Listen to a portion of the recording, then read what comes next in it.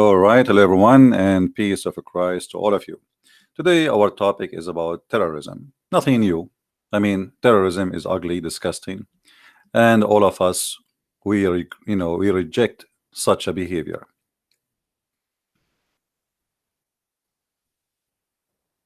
Always, when we speak about terrorism, we need to understand what the word terror meant and what is the target. Terrorism simply is a cowardly attack, and usually it happen against civilian who they are unarmed, unprepared, and they do not know that somebody is going to attack them, like women in the street, bus station, train, uh, nightclub, you name it. And in this case today we heard the news about this madman who killed and he shot almost 49 people in the mosque in New Zealand. Now this guy, he have his own excuse, which I reject totally, claiming that because the Muslims they attack and they killed and etc., so he is going to do what they did. But this is a false excuse, because it's still, you don't do, if you are rejecting crimes, you don't do crimes. Same time, those people who they are in the mosque, they did not do anything to you. They are not even one of them is one of those shooters who did shoot in your country. It's called Australia. So you are shooting at who? At people who never did anything wrong to you. So anyone he wanna do killing, always he come with excuses, and excuses is the most ugly part of terrorism. But the problem is, people want to talk about what happened today, but they don't want to talk about the roots and the solution. Is my voice coming clear, guys? Is my voice coming clear? Please let me know if you have any difficulty. You see, if for all of us, and I am in, always I reject hate and I reject terrorism, I reject violence, because simply this is not only I reject it as a person, as a human being, but this is against the teaching of Christ. But if you want to fight a problem, you don't just give somebody is dying from a disease, you give him like a pill for a headache and say, okay, now you feel better. So people, they are condemning, but nobody want to really solve the problem. What about the disease? What is the hatred coming from? What is the roots of all the hatred? Why this guy, he did not attack Hindus? This is a question we should ask.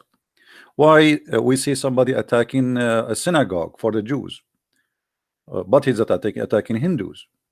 I mean, why there is a specific group is targeted? Guys, do you understand what I'm saying? We need to ask ourselves why specific groups are targeted.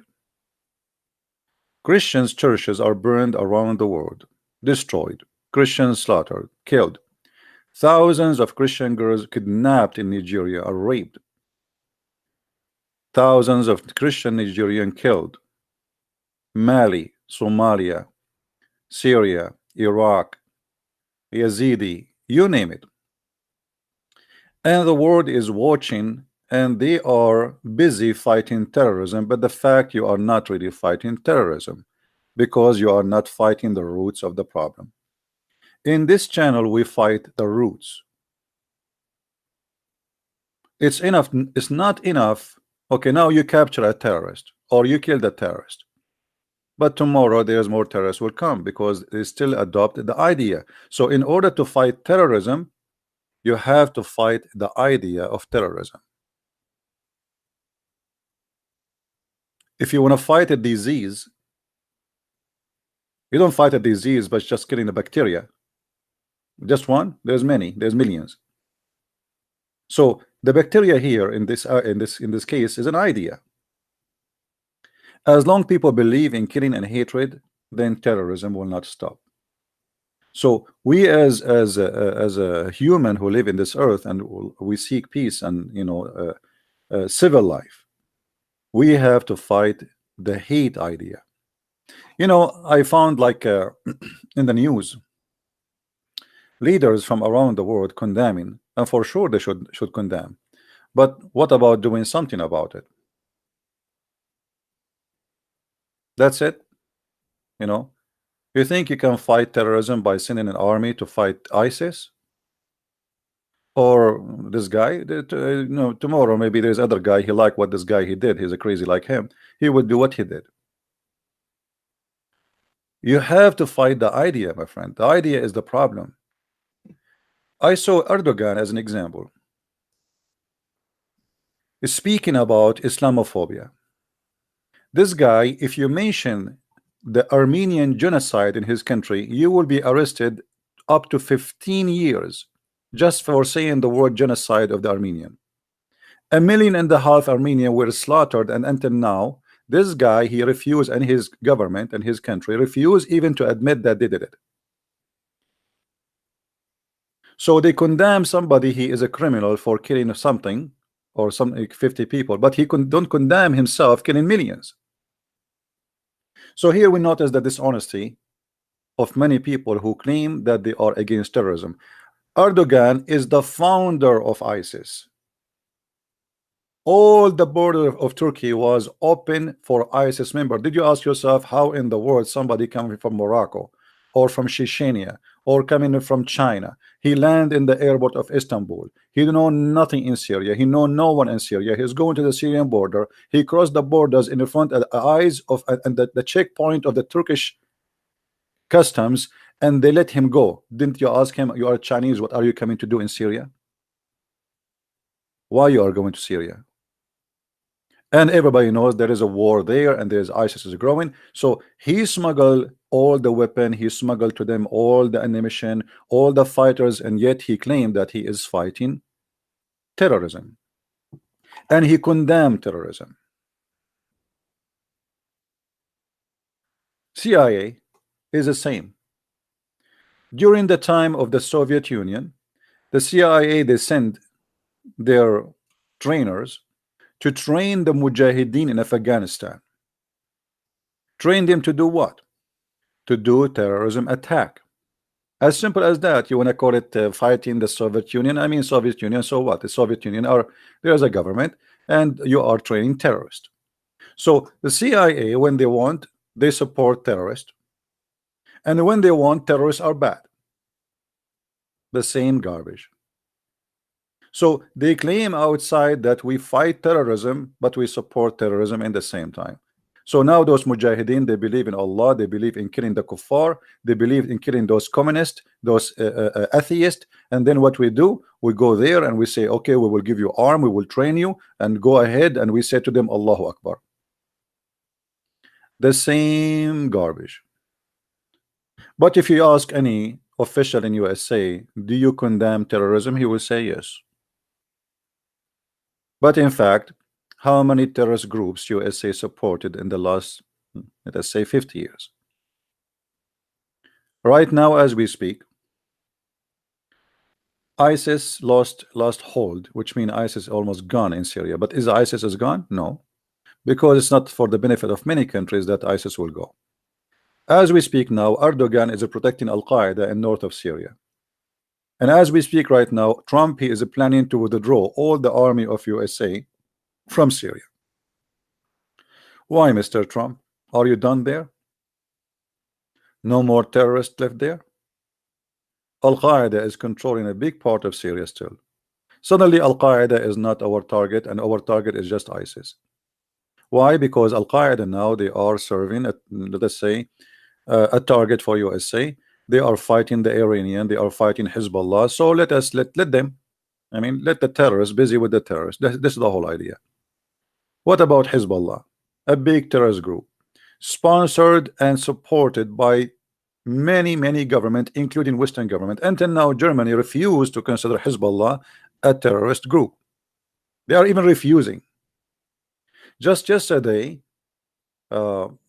France, I think, they put like a hold on the money of the founder of the what is called the army of Islam, which is the one who killed just 50 soldiers in India just a month ago. Now you do it, that this guy is killing people for last century. Now, so what we notice here around us in the world, that all of them, they are hypocrites, and none of them is fighting terrorists. The fact they are supporting terrorism. The fact they are supporting terrorism, regardless of the name, regardless of the religion, regardless of etc. All of them, they are liars, and they use terrorism for their agenda. And those leaders, they are not the first one to use terrorism. And here, before we continue in this, I want to ask the Muslims, if you really are sincere to fight terrorism, join us to fight hate. Fight anything will make people hate each other. When when we say Christmas market attack in Germany, in France, in Strasbourg, in Finland, in you name it, in Holland. I mean, why the Muslims around the world don't take a stand against this? Because always hate bring nothing but hate. When 9/11 happened, why we don't see millions of Muslims going in the street condemning the attack of 9/11, which killed more than 3,000 people, burned alive? Instead, we found in Gaza, in Hamas stronghold, people dancing in the street, praising Allah for the killing of 3,000 Americans. So here we need to be honest. We have a problem. We have culture of hate, and this culture we need to fight. It doesn't matter who tried to spread that culture. If you claim to be Christian and you spread hate culture or hate teaching, first of all, you are no Christian, and you have nothing to do with Christ. If you are a Muslim and you believe in that culture, then you need to ask yourself, what is next? What do you want? Do you think really you can destroy America by attacking a gay nightclub? Do you think really that will solve the problem? That's it? You destroy America? The attack yesterday reminded me of the guy who attacked the Muslim guy, who his name is Omar something. He attacked a gay club in Orlando, Florida. He killed exactly 50 people dead, according to the title in front of us, and left hundreds injured. And we do not know after that how many people die. So it's the same.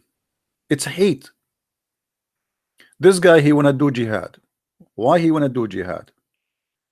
What is the root of the problem? Why he decided to go and attack the gay club? Did you ask yourself why a guy who is married, he have a job, he wanna do such a thing? I mean, people always, they forget to go and seek the roots. Everything have a reason, and most of the reasons are ugly, which is hate teaching. They condemn the killer, but they don't want to condemn the ideology. This guy who did his crime yesterday in New Zealand, he have no ideology.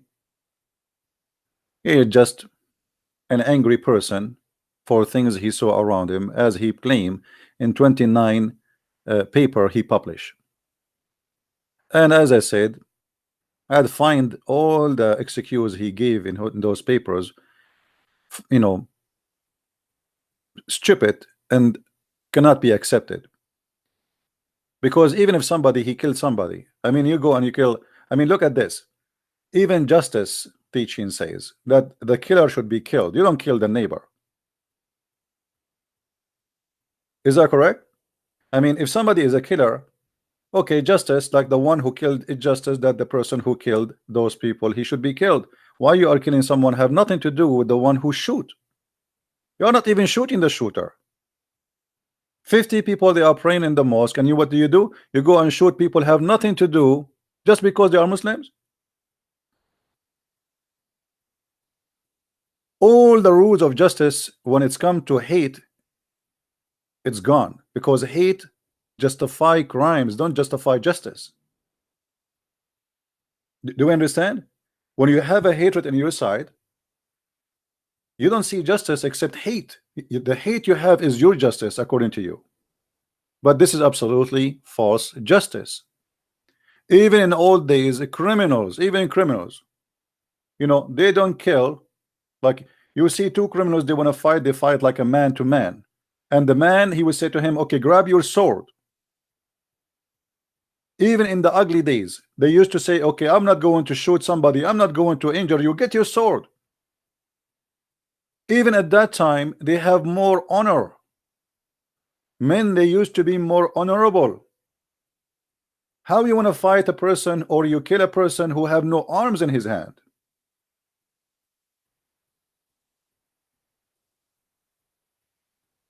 This is a very cowardly behavior.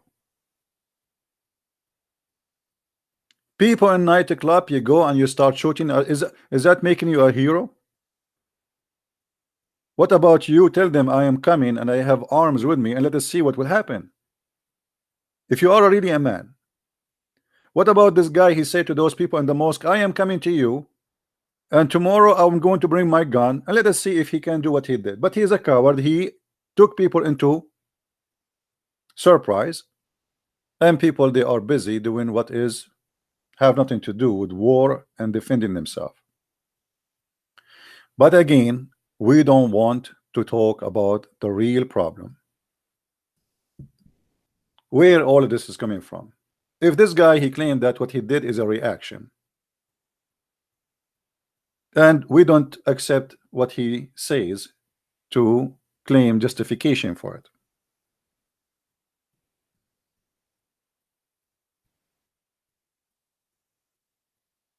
We ask the Muslims to join us to fight the roots of the problem,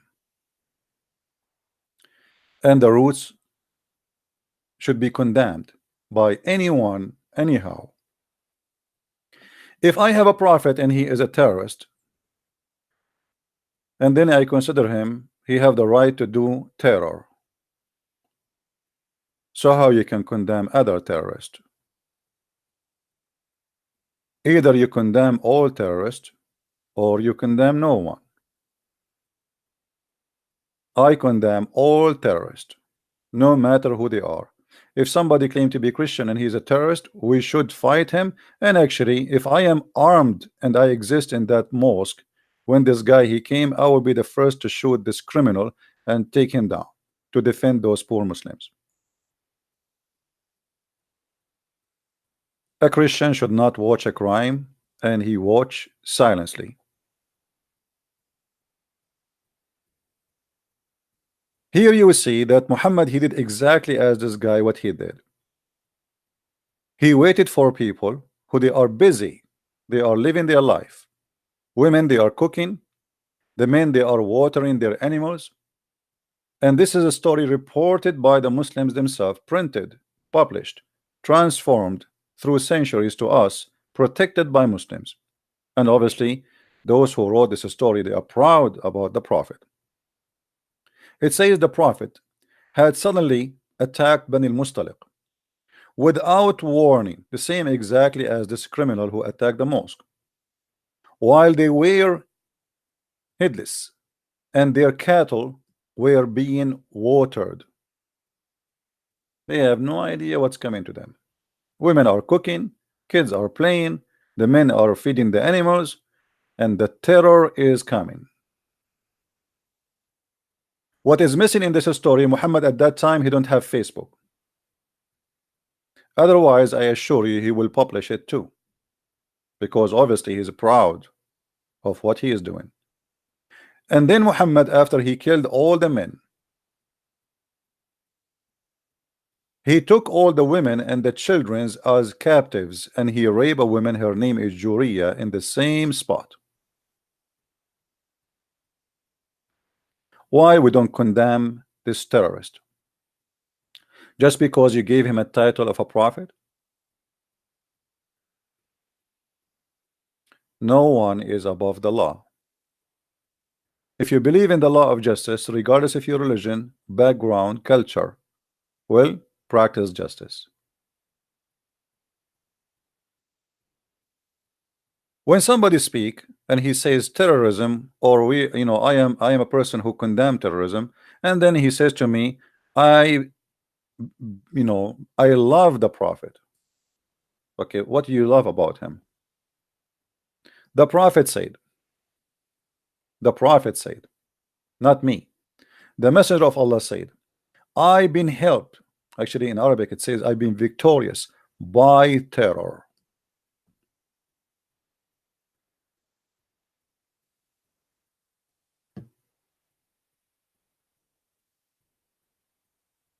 Why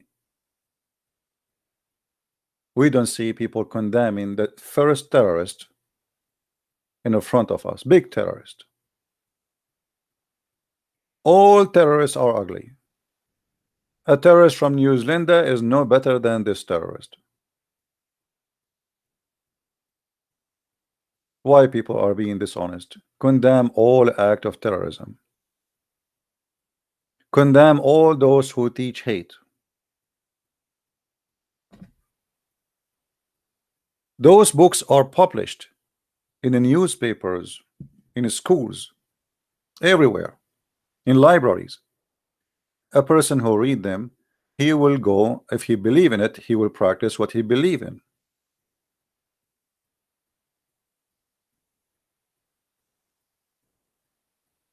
And as you see, this is what they believe in. So we have to fight a belief of hatred, and we have to stand against it.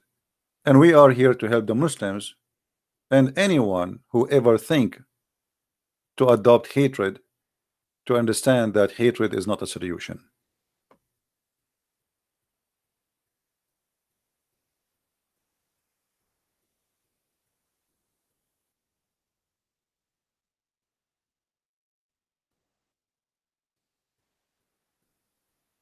Terrorism manuscript.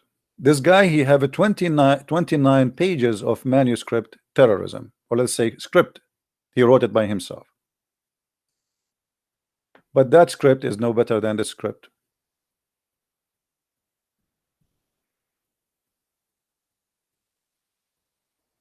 Cut the necks and install terror.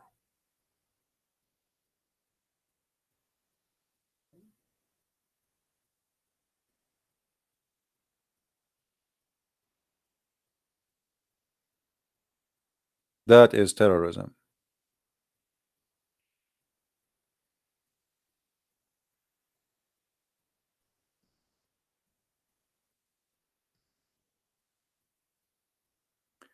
It's not for any prophet to have captives until he had made slaughter in the land.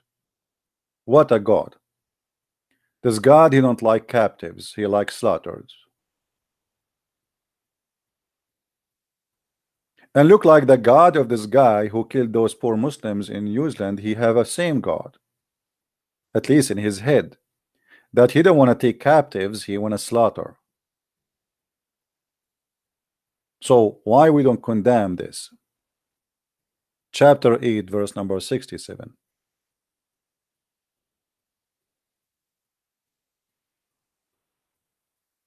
Killing Christians around the world, killing Hindus, killing Muslims will not solve a problem. You are killing nothing but your own self. Life is like a mirror, and hatred will come back to you. Don't preach hate, don't teach hate, because you are yourself, you are going to hurt yourself. It's going to come back to you always. Hate is like a bounced bullet. It's like shooting the wall, which is very close in front of you, and then the bullet will come and go in your eye. But as you see, nobody want to speak about the real problem. Here we fight terrorism better than any FBI department or any police department in the world.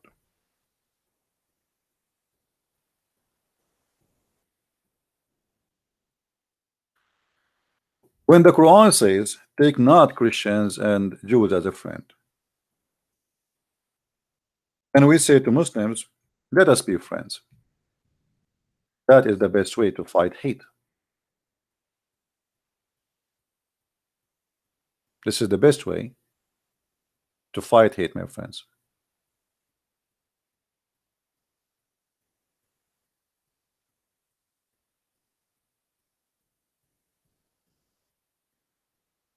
Imagine if we cannot take friends from anyone just because he don't believe in what we believe. That's mean we will not have a friends even inside your family.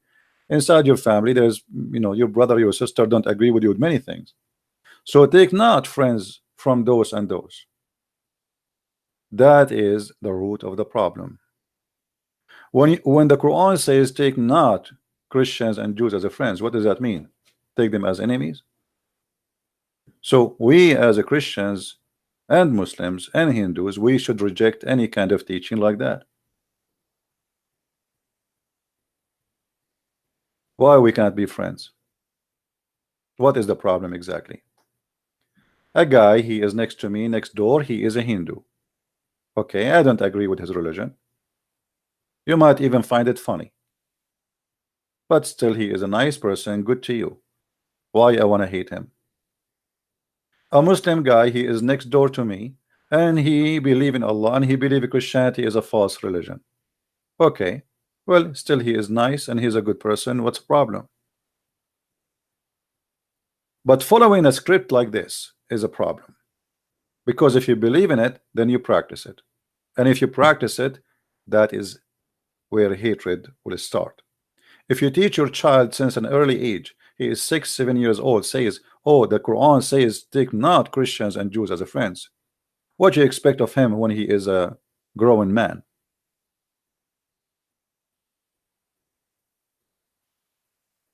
Do we have any Muslim here disagree with me? Who is a Muslim would like to give me a call and have a nice conversation together?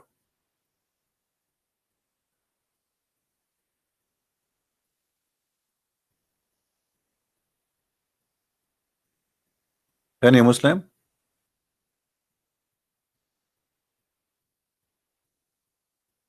If you are a Muslim and only a Muslim, please feel free to contact me and I will take your call and I will be happy to hear you.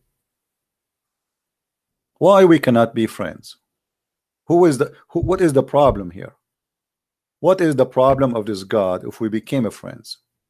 What will happen? What will happen to Allah if you as a Muslim you became a friend to a Christian or a Jew? Allah will be destroyed. Allah lost. Allah humiliated. If he is God. And God, and the weird is that we hear many people saying Islam mean peace. That's what they say. Okay, practice it. Take friends from the Christians and the Jews. Take friends from the Hindus. Let us all of us be friends. And by the way, friends here doesn't mean you how close it's just like live together in peace and to reject just hatred for a person just because he looked differently from me. Even racism, the root of racism is what? Is hatred. When you say to somebody, oh, a black person, he is a criminal, or they are criminals, that's it. In his mindset, when he see a black person, he get like oh, he's a black person. There's a criminals. Who said that white people don't have a criminals? Who said that Asian don't have a criminal? There's bad, there's good in every ethnic, in every color, in every religion, in every there's bad and good. People are bad and good in the same family. You will find a person he is wonderful and a person he is a very ugly criminal. They are born from the same woman and they have the same blood, and even they believe maybe even in the same book supposedly. So why in the world the media focus, like why we wait until a crime happened and then we start condemning the crime? Why we don't condemn the ideology which is promoting the crime, fighting it? hundreds of hours in TV stations speaking now about this criminal. And actually, by the way, by doing that, this guy is getting excited also because obviously he liked to be you know, seen. He liked to be famous. Maybe I believe a big part of what he did because he liked to be seen in TV, and that's why he was saying, "Let us party." And he was excited because he have his camera going live. So they publish all of this, and actually they are giving him satisfaction of his crime. Please call me only if you are a Muslim. Hello? Hello, CP. Yes. Hi. You talk about Erdogan and all. It Sorry, make I me. cannot hear, your voice is cutting. Say again. Hi, I'm from Turkey. You were talking about Erdogan and Yeah, all the neighborhood relationship with ICE and all, and right. it made me wanna call you. All right, you are welcome. Go ahead, my friend. I just wanted to back you up that way about the relationship, how people were being transported to Syria. The people come from Europe. The people come from Arabic countries. I was in the neighborhood. I live close by. They were all comfortably being transported, while coming from airport, taken in comfortable buses, and being transported to their army bases. I mean, yeah, Actually, I saw a video. I think as long as you are from Turkey, I'm sure you yeah, know about it. A video where the Turkish army, they have full trucks full of weapons are sent to Syria. You yeah. know, The journalist who and run now away he's to in jail, right? Germany. The journalist who did that, he is in jail. Yeah, So no, he's not when you he when you run away to share the Germany. truth, you see, guys, this journalist, he taped the Turkish army. Yeah, he's in Germany though. He's not in the army. He ran away to Oh, Germany. he don't know what you, Germany. okay, but Yeah. if he go back to Turkey, he will spend the rest of his life in jail, correct? Oh, more than his life. Yeah, mostly they will kill him. So he Yeah. exposed what happened. The Turkish army Yeah. loading trucks and sending the Yeah. weapon and the ammunition to ISIS and to Al Qaeda, and yet in this in the screen, Erdogan, he says we are condemning terrorism. That's full of shit. Yeah, but you know we have to be honest here too. But we have to It's not only Turkey there, doing there, that. are, There there are is two periods to European, be honest. yeah, there's European countries, they are doing the same.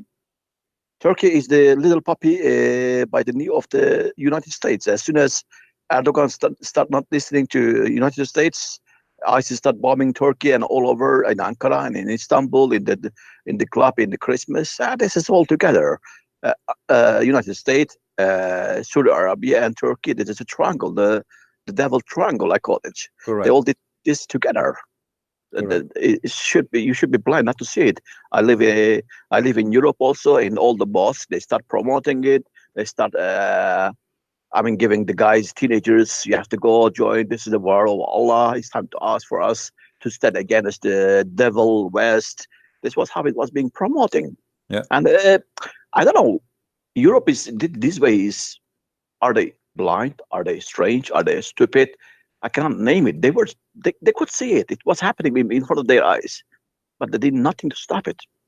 It's not only Erdogan, Merkel. Yeah. Well, you know, we speak against anyone. It doesn't matter who, and Yeah.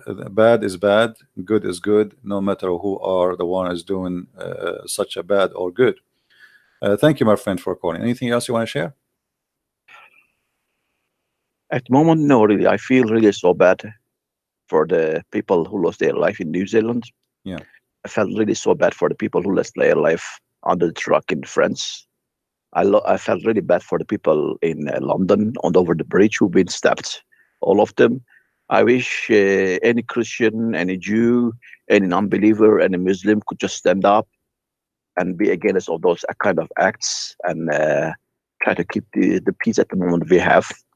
Yeah. I wish everybody could do that together. Really, we need it. We really need that. That's wonderful, my friend. Thank you for calling, and I agree with you. Thank you very much. Thank you, Andrew. Yeah, you know, a peace is something priceless. People will not notice until they lose it. Imagine if we go in chaos and we start hating each other, and you know we start slaughtering just because somebody he don't look like me or he don't agree with me. I mean, how disgusting, how fearful a life will be.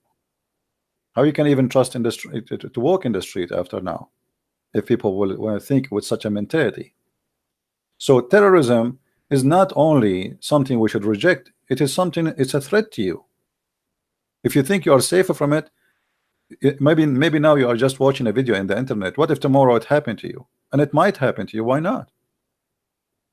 And those who have terrorist mentality, they enjoy massive killing, not the killing of a one person. No, they will target a big number. The bigger the number is, the more happy they are. So I will not be surprised in the future they start using nukes or dirty bombs. Actually, already they tried. So we, all of us, we have to make it clear that hate never bring a solution.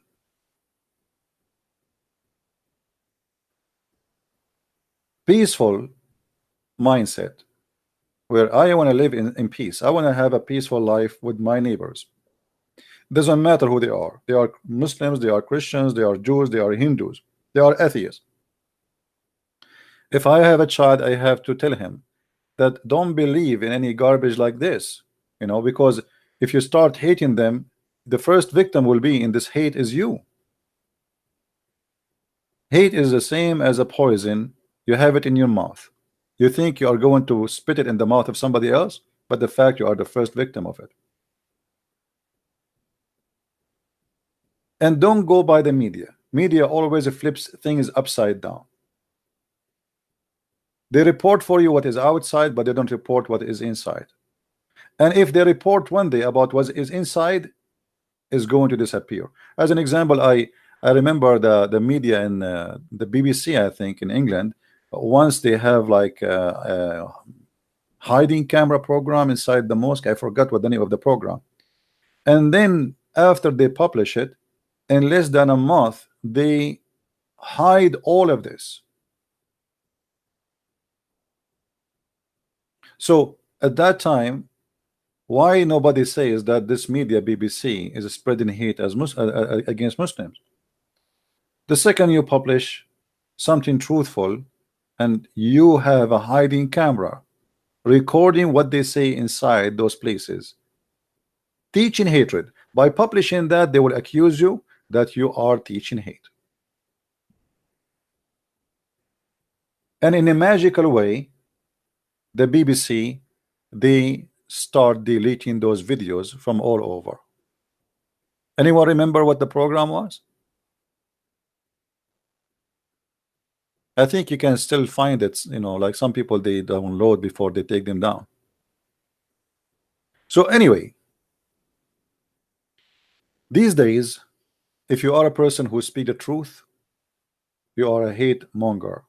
When the fact that people who speak the truth is the best ones to fight hatred. It's like, yeah, dispatch, correct. The video name is Dispatch. I remember it now. Dispatch. The best way to fight hatred is to speak against it, not to act as if it's not exist. To fight the roots of it. And making a speech about, okay, let us love each other without fighting the roots is stupid.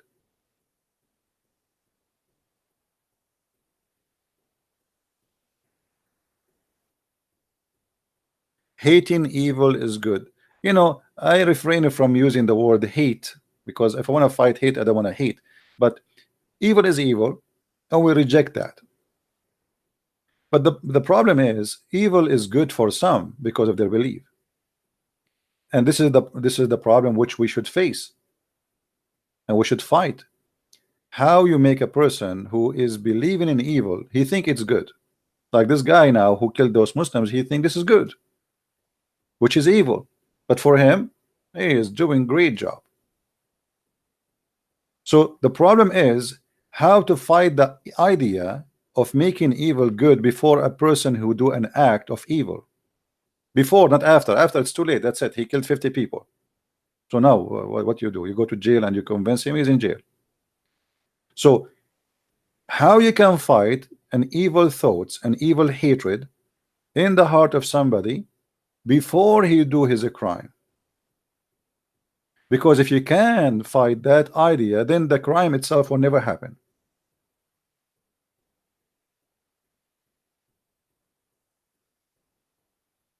Right? Because always, things start with an idea, and the idea have a sponsor. What is the sponsor of this? Hatred. So if I make a Muslim believe that the Jews are a human like us and we should not hate them, then there's no Muslim will hate the Jews and he will not try to kill them. As simple as that. Right? But if a Muslim still want to believe in what Muhammad said,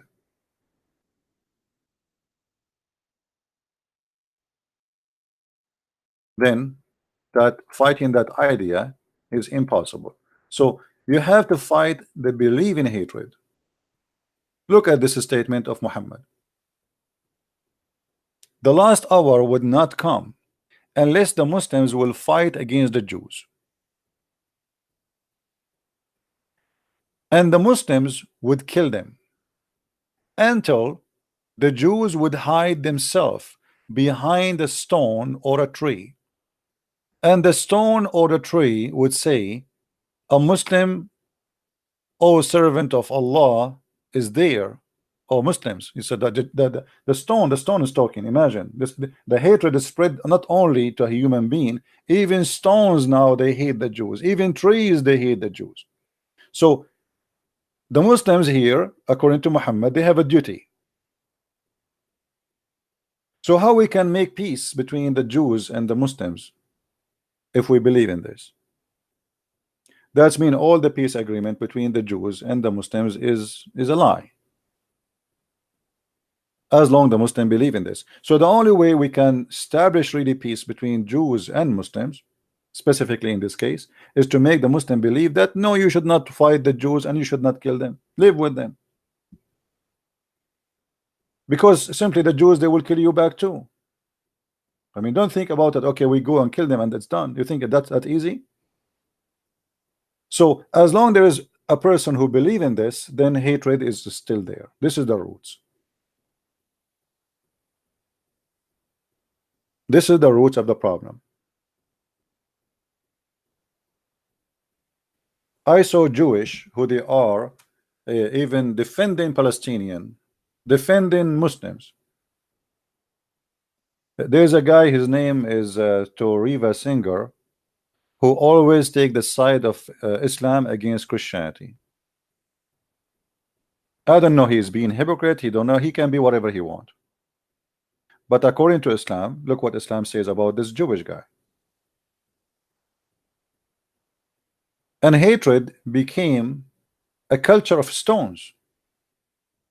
As you see, the stone will scream, says, oh Muslims, oh servant of Allah, there is a Jew behind me, come and kill him.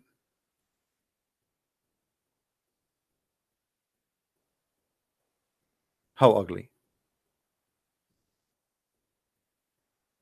So we have to fight such a teaching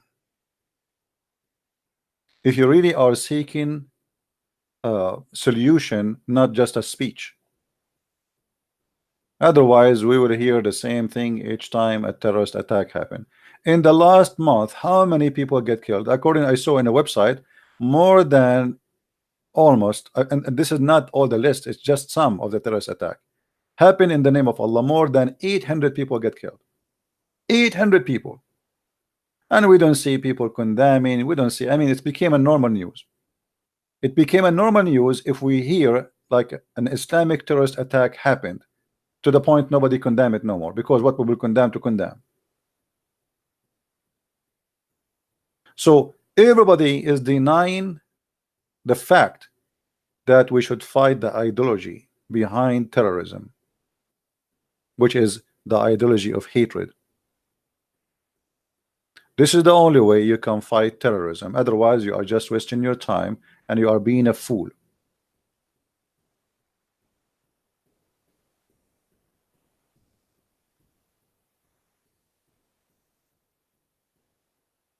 That is the true story, which nobody want to tell you.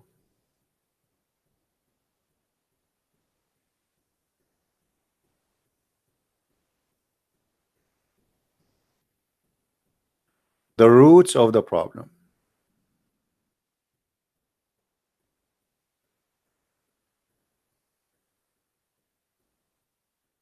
And you know, the funny thing is,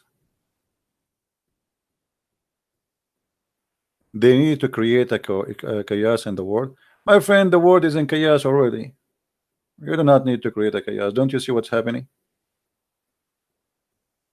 Western today, and you see, I live in the West, and when I say Western, I'm talking about Western government. Western these days, Western government is like a mad cow. You know what a mad cow is? Literally like a mad cow. They are seeking war with Russia. They are seeking war with China. They are seeking war everywhere. They are asking for it. They are working for it, and they are sponsoring terrorism. And the world is going to be a horrible world, maybe in 20 years from now. Look at what the Western doing with Russia. I mean, the most stupid behavior ever. You cannot even imagine how dangerous it is. What if this guy Putin he lost his mind? A little potato, the head of North Korea, scaring the hell of Europe. If that guy is scaring you, aren't you scared of what can happen if you go in war with Russia? But they are pushing, and they are pushing harder and harder, and every day they add new sanctions on Russia. You see, the world have no idea where it is heading because of those stupid leaders. We have literally stupid leaders, mad leaders. They are seeking war and seeking endanger this earth.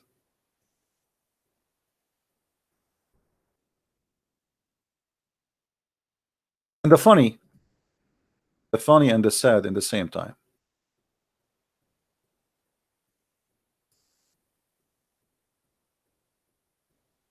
When somebody says to you, we are going to put sanctions in Russia, and Russia is being a bad boy, as if they are the good boy.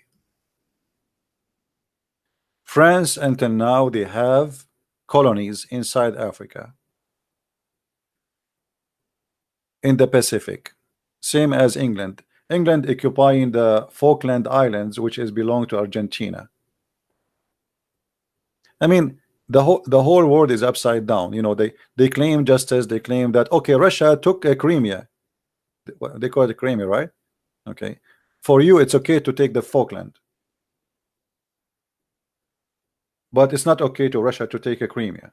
I mean, look at the double standard and the hypocrisy. What England have to do with the Falkland? You know, do you know how far the Falkland from England? Or the French colonies in Africa or in the Caribbean? Or I mean, it's okay for them to have, but if somebody else you want, no, you cannot do that. Only us, we can do that. So we have to be aware of the agenda of a big corporation. You see, I don't support socialism, but it's true that big companies are controlling the politics of this earth. The whole war here is a war about business. Corporation from the West controlling government in the West, fighting Russia, who is the biggest giant, rich, filthy rich, who have a lot of gas, oil, resource. And the top of that, they are extremely powerful in weapon.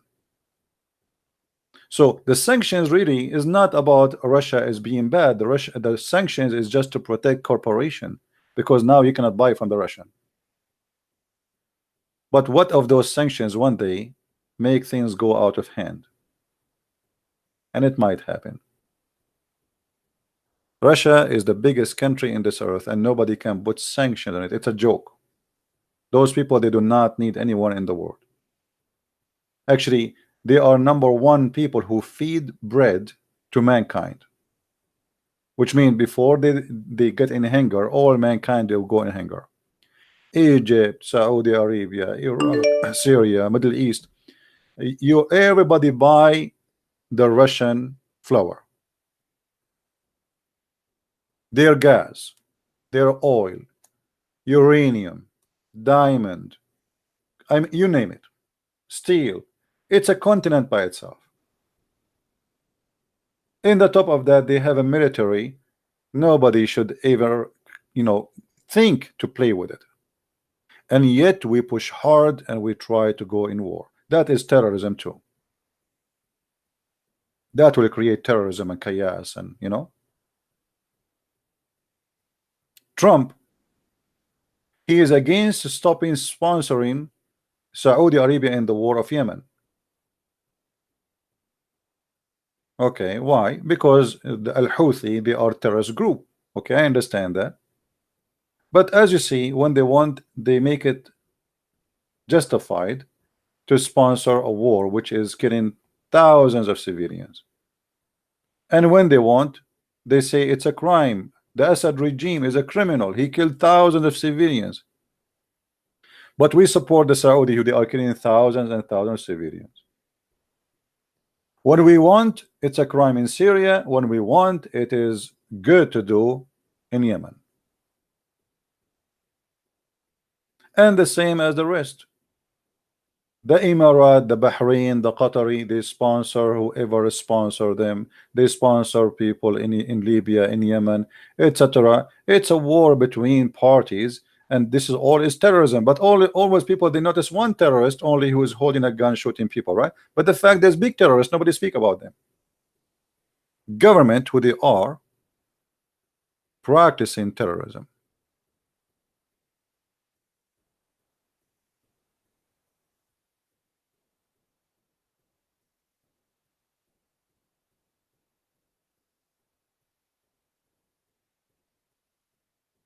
We fund Turkey and the Turkish government, and we give them billions of dollars. And all of us, even there's a video of Joe Biden, what his name, Joe Bite Me. Go watch it. This is Joe Bite Me, your beloved, especially those liberals. He was saying how ISIS was funded. Saudi Arabia, Qatar, Emirat, Bahrain. He said our friends, our friends, our friends. They flood them with money, billions of dollars. It's not a secret. When ISIS is good for us to have, we let it go, let it grow. When ISIS became so big and we are done with it, we do not need it. Okay, we put a needle in the ass of ISIS and we make it shrink.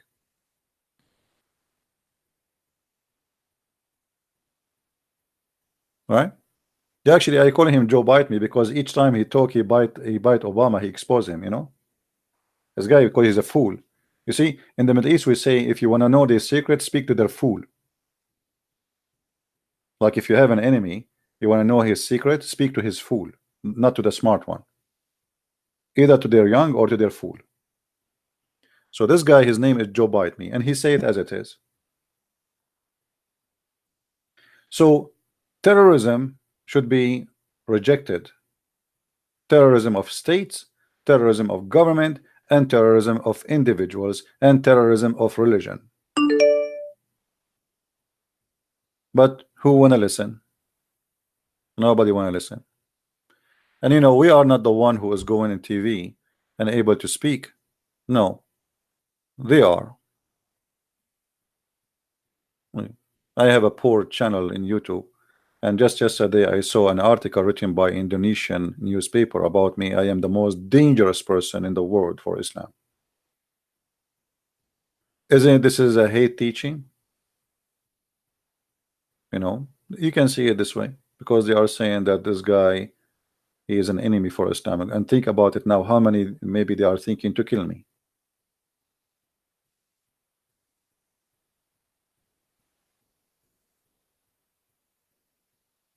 Right?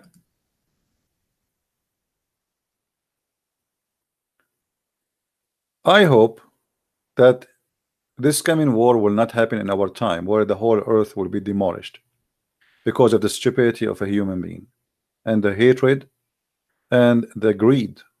You see, terrorism is a tool.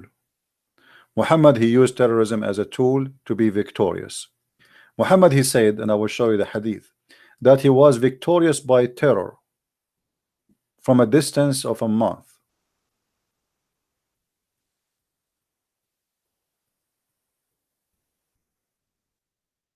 A distance of a month.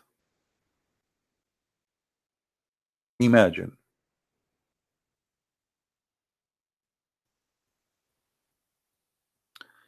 Read carefully with me.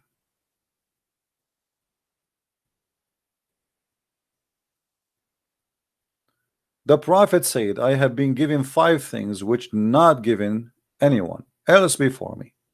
Allah made me victorious by terror. They translate it here as ewi. Of affrighting my enemies from a distance of 1 month journey. How peaceful Islam was in the time of Muhammad. To the point people are terrified from a distance of 1 month.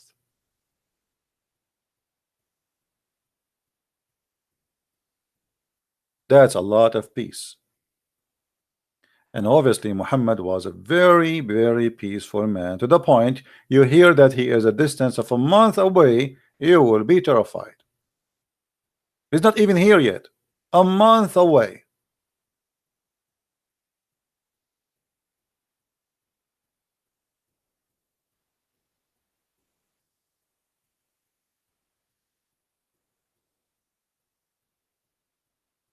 And this is what's happening in this world today. And now there is no distance of a 1 month away. People, they have nukes. People, they have long range missiles. They have dirty bombs. They have bombs which just a bacteria bombs will kill certain kind of people. Imagine. Which mean they have a bomb. Let us say they want to fight somebody, an army exist in a certain location, certain ethnic group. So what they do, they have a certain bombs can kill only this ethnic group. Imagine how dirty the world become, how evil.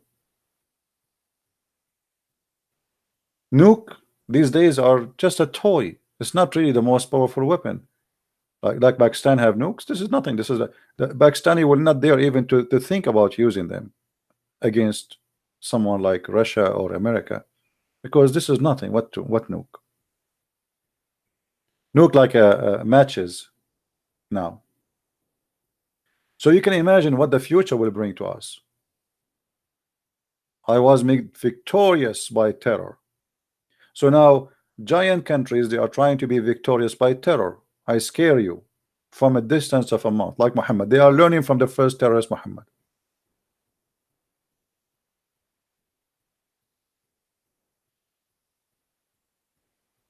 Somebody saying to me, you are just a refugee. Russia would be hanged, so stop talking about. Yeah, a stupid guy making wisdom.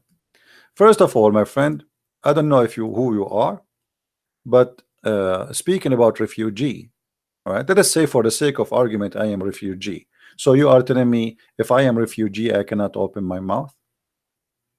That is a teaching of hate, and obviously you have a mental issue. Let us say somebody is a refugee. So you are a human, he is not,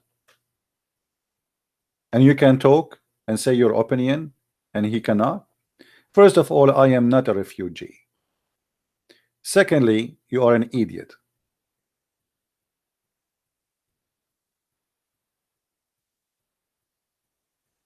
In Russia you would be hanged, so stop talking about.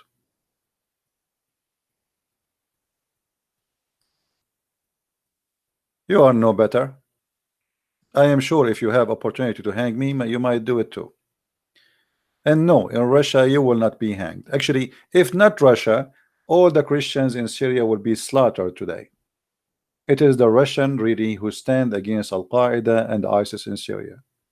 Almost ISIS took more than 80 to 85% of Syria. And the only territory left is where the Christian live in the mountains. If not Putin stood and he protect the Christian there, all the Christians in Syria will be history. The same as what happened when the Ottoman, they killed millions of Christians in Armenia and in Syria before. where nobody stood for them except the Russian.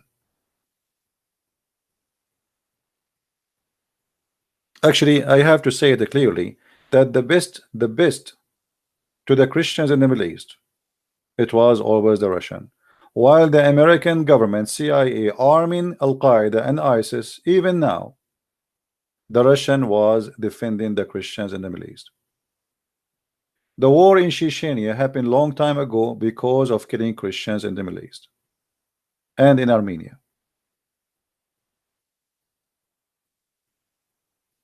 I never hated Russia, and I will never hate the Russian. Why I want to hate them? And this is what we are talking about here. Hate is the problem. In America, they made you, since you are a child, to believe that the Russian are communist and you should hate them. In Russia now, there's more billionaires than what you have in your hometown. Actually, you as an American, you are a poor guy compared to the Russian. Go and see what the Russian they own. When the last time you have a vacation? Go and see what the Russian, they are all over the world having vacation now. A price of an apartment in Moscow is $800,000, $1 million, and yet in Fox News and CNN still they say to you they are communist, and yet in Fox News still they say to you that Putin was a KGB. Why? Because they want to put in your head that we are fighting the KGB. You know what I mean? They want to just fool you. They want you to hate Russia. You see, always they needed an enemy, and Russia is a good enemy to control the mind of those poor Americans. I met with Russian people. They are wonderful, nice people. Actually, they are very beautiful people. Why we can't be friends? The same. Why we can't be friends with the Muslims? Why we can't be friends with the Jew? Why we can't be friends with the Hindu? This is the problem. You see, you are talking about we should hate a 200 million Russian, and you are bragging about it. Why? The hate against any country is going to serve who? What is the benefit for mankind we will have from accomplishing such a hate? Nuclear weapon? War? What do you want?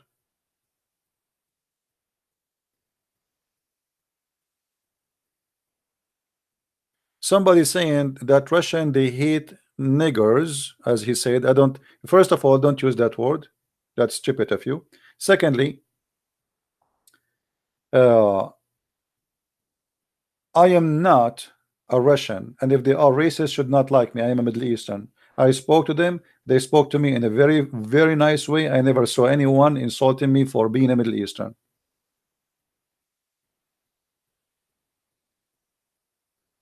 And I saw actually even Russian, they have a black boyfriend. So what are you talking about?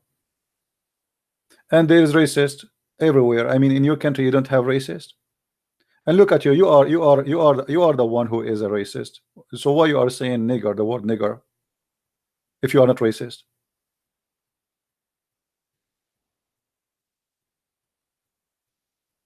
You are talking against them that they are racist, when in fact you are the racist one.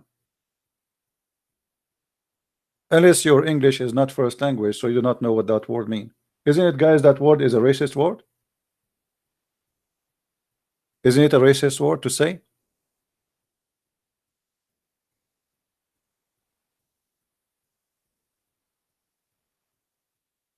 Just say the N word? Okay. Well, you know, for me, it's for me actually, I don't know what even that word, but I learned that this is a very racist statement to say. I know you can say the word black, right? But I think that word this guy he said is a racist word. So look at him. He is trying to say that the Russian they are ugly people because they hate those people who he used the N word, and then you are the one who use it.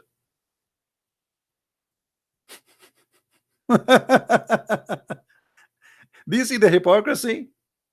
He's accusing the Russian that they are the one who hate the black people, but he is the one who is using the N word.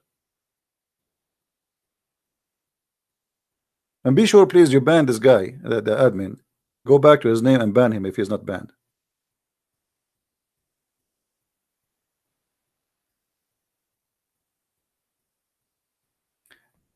Always judge a person by his fruit. We cannot judge any nation. You do not know even the, you never been in Russia. I am sure you never even spoke to a Russian yet, but you are teaching people to hate the Russian. What about we start hating the German and the French and the Japanese and the Chinese and the Korean? I mean, here we go. That's exactly what the world need. Filthy mentality where everybody hate everybody. We hate the white, hate the black, hate the Asian. I mean, what is left? Satan. This is satanic. Black people, they are wonderful people. What their color have to do with them? You are exactly teaching as Muhammad. He said, Muhammad, he says that Allah, he created the black from the left shoulder of Adam, and he said, go to hell. This is what you believe.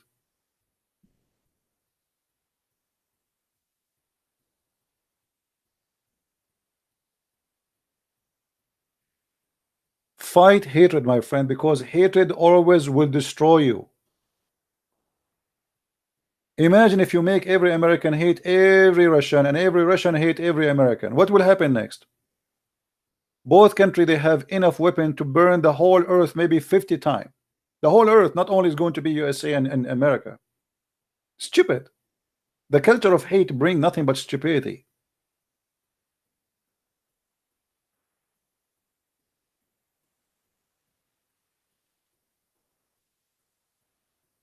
And actually, to be honest with you, I can trust Putin making a promise, but I cannot trust Trump or Obama making a promise. Here we go. Look what happened. They went to Syria. They armed the Kurdish. The Kurdish, they finish fighting ISIS, and then second day Trump, he says, bye bye, I'm leaving. So now Erdogan can come and eat you. So we leave them to the Turkish so they can eat them.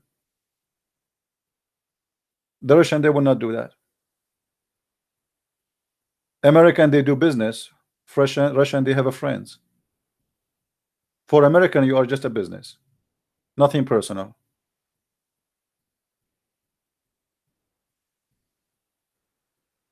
Right?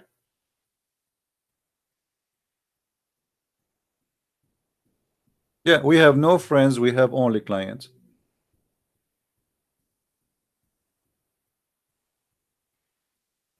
What a shame. So don't go by the media who try to fool you. Like, I remember Fox News every day was asking Obama when he is going to stand up for Russia.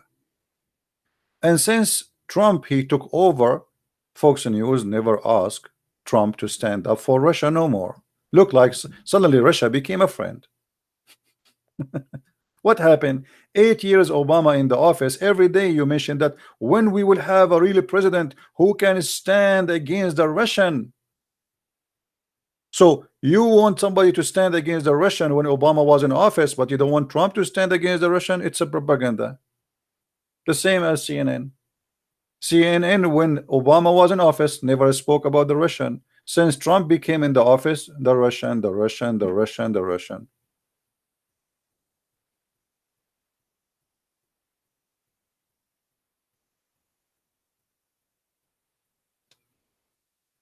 This is the problem we have in this earth.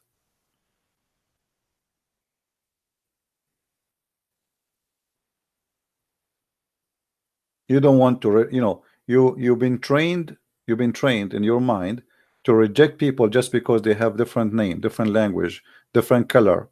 Oh, this guy is black, or this guy is Asian, or this guy is white. And actually, I notice even racism as part of culture in a stupid way sometimes. And I will give you an example. Once I wanted to rent uh, like apartment, and this was in the Philippines. Uh, I don't have in my profile. It have a picture, but not really. It doesn't show me. It shows like I forgot what is there. So I requested to rent an apartment, and the guy, he rejected my rent. I mean, why you want to reject me? Then a Filipino guy, he said to me, maybe he think you're a Filipino. Put your picture. So what do you mean? He said Filipinos don't like to rent Filipinos. So are you serious? I said, yeah, but put your picture. I put my picture. The guy, he sent me a message apologizing for rejecting my rent. Imagine their own race. People, they are discriminating their own race.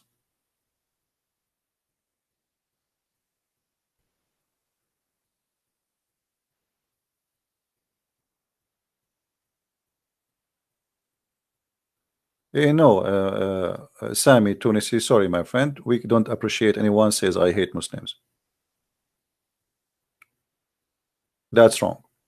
Aren't you yourself? You used to be a Muslim yourself. How you say I hate Muslims? So you hate yourself? Do you hate your mother? Do you hate your parents? Aren't they still Muslims? You're an ex-Muslim. I understand your English is not your first language, but don't speak foolish.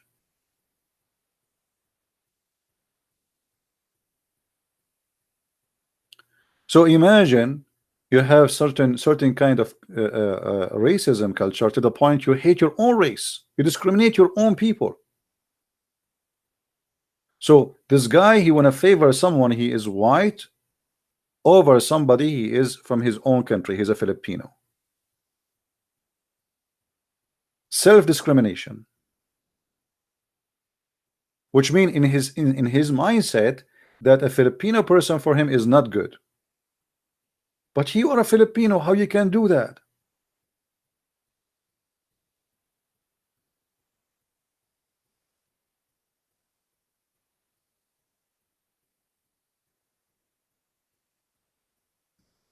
So always you have to be careful, you know, and fight hate from the roots.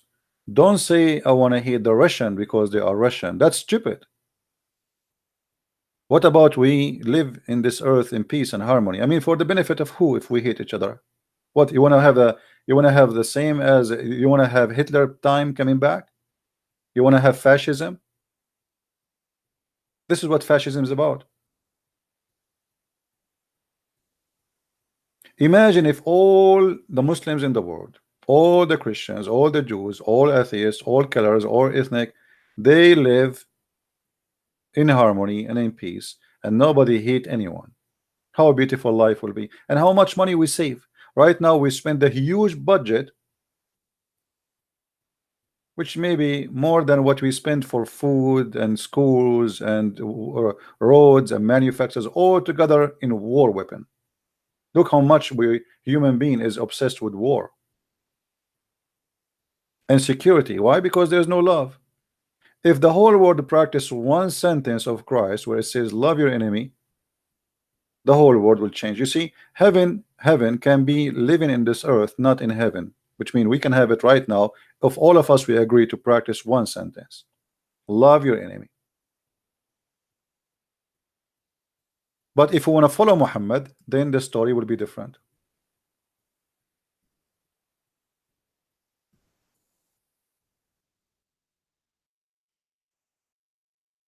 The culture of hate, the culture of slavery, the culture of the best man. Who is the best man? Look at this. The best man is you, who is the one who do jihad and bring the filthy kuffar and the chain around their necks. We should fight this culture.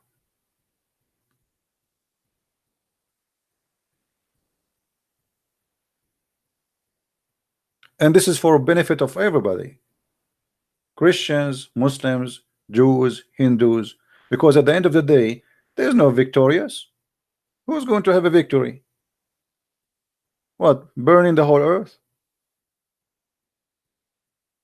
What victory is that? So let us say now, okay, you want to have a war. And war with whom? Which is a good question, right? You will find yourself at the end of the day, you are fighting yourself. And then you destroy the whole earth, and then you will be, I mean, you will not only, I mean, not only nobody will be exist. You see, the coming war is not going to be a war.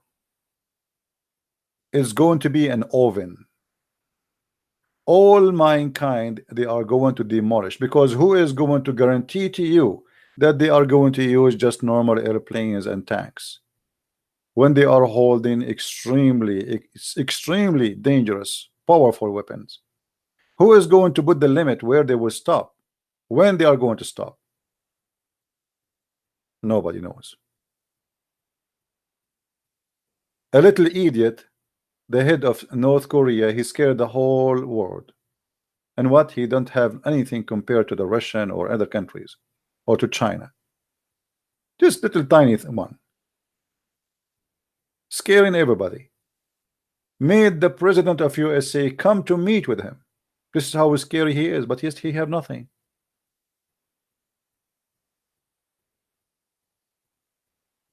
This guy, he can kill easy 30-40 million in 2 seconds.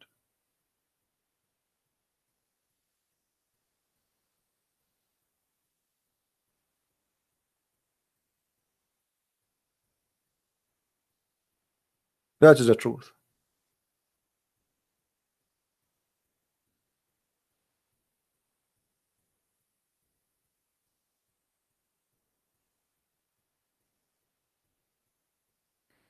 So we, I hope that people, they will learn something very important, that fighting hate is for the benefit of all, for the benefit of the Christians, the Muslims, the Hindus, the Jews, the atheists. Doesn't matter who you are. Hatred will not help you in anything, will not accomplish anything. Racism is ugly, disgusting. Using certain words like this word I just said, this is the first time, by the way, I say it, because I was reading it in the text, the N word. When you say such a word, you're just being silly. And by the way, according to science, the white is black and the black is white. I don't know how to explain that to you, but let us make it simple. When you look white, simply because your skin reflect a light which is you don't have, which means in reality the white person is a black person.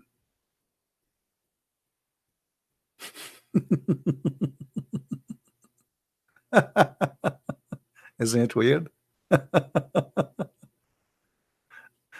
Yeah. And my experience with the black people, it's really good experience. And maybe some people, they have, this would happen mostly. People, they judge a country, like the whole country, by an experience, good or bad. Let us say I go to Philippines and I say something wrong there. So I start saying, oh, Filipino are bad. Filipino are wonderful people. But if you have a bad experience with somebody, there's scammers everywhere, there's thieves everywhere, there's robberies everywhere. I mean, all this exists everywhere. Don't judge the majority by something happened to you, which is not good.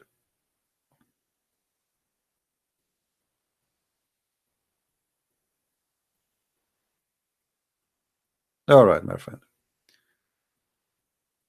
No, I don't love all people from all color. I believe all people because I don't believe in colors. I don't agree with you that I love people from all colors. I love all people because there's nothing is called colors. If you get injured, all of us, we have red blood. That is our color, my friend. We are human. There's nothing is called black. There's nothing is called white. I understand sometimes you need to describe a person, no problem. I mean, if you say Christian Prince look like a Middle Eastern, well, he looked like a Middle Eastern. What I can do about it? I mean, this is not discrimination, but it's discrimination to speak about color for no reason. There's no need to say this guy is black and this guy is white.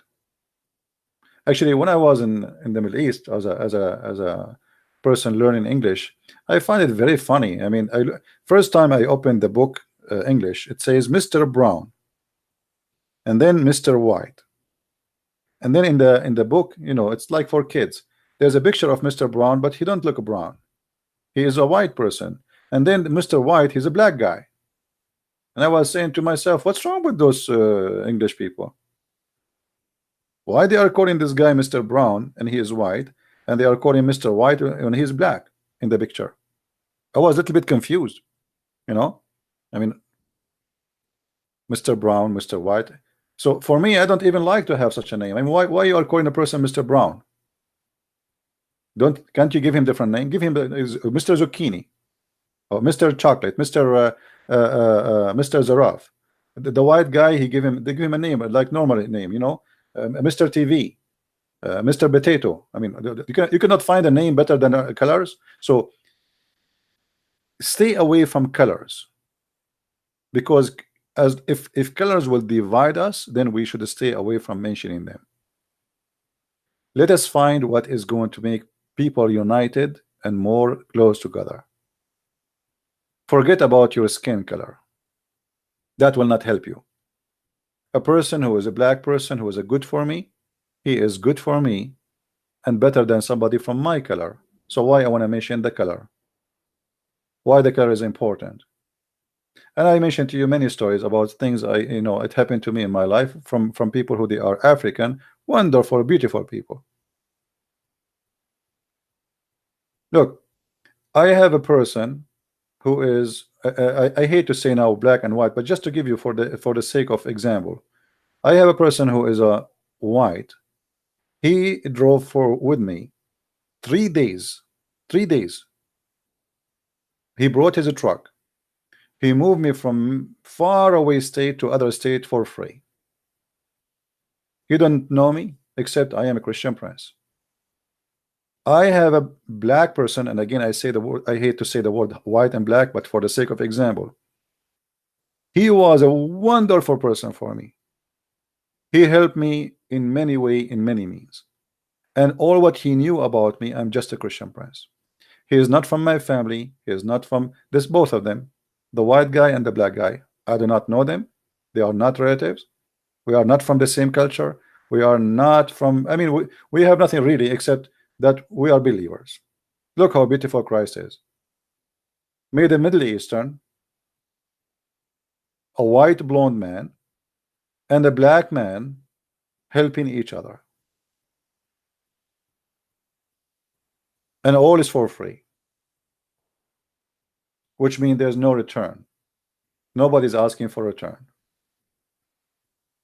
This is what is the beauty of Christ is.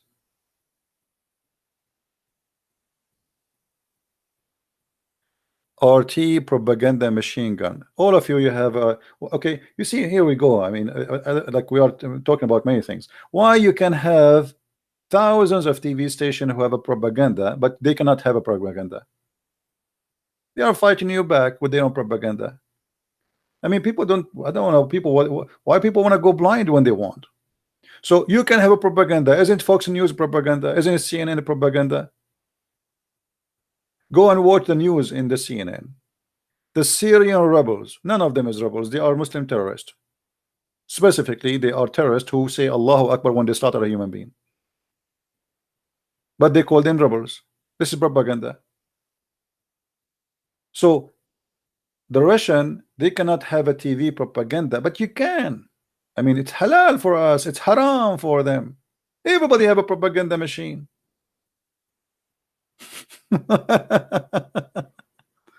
You know, everybody have a propaganda machine. Why you can, you cannot? You have the control of Facebook, you have the control of Google. I mean, you have the most powerful propaganda machine, and you are complain about a little TV. They have a TV. Look what you have. Google is yours. The internet is owned by America. All the internet. Facebook is yours. Twitter is yours. Instagram is yours. And then you complain about RT propaganda. Poor Russian. Everybody have his own propaganda. And actually propaganda is used for war and peace. When US say they want to go in war in Iraq, what they do? The propaganda started, Saddam Hussein, he have nuke. Saddam Hussein became dangerous. But just a few years ago, Saddam Hussein was our friend. The same as Taliban. Go right now and search how senators taking pictures with Taliban, with the Mujahideen, with Osama bin Laden himself. So when our propaganda worshipped Osama bin Laden and they call him a hero, I saw with the article in, I think, in New York Times, a hero. Osama bin Laden is a hero. Yes. Propaganda. When they want, they made him a hero. When they want, they made him a criminal. The same as Khashoggi. This guy, he is Al Qaeda. He have even pictures with Muhammad Abdullah Azzam and Osama bin Laden, and he is holding RPG in Afghanistan. When they want, they made him a hero. Everybody crying for him. Yeah, because that will, serve a propaganda, a target.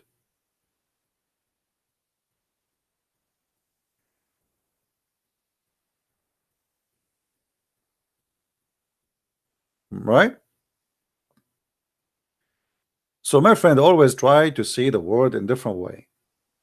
Don't always see a person in front of you who have a propaganda. All of them they lie. ART they lie. Turkish TV they lie. Fox News they lie. CNN, all of them. Actually, if you filter the lies of their news, you will find that the news they have is not even maybe 1% is true news. Not even the title is true in all of them.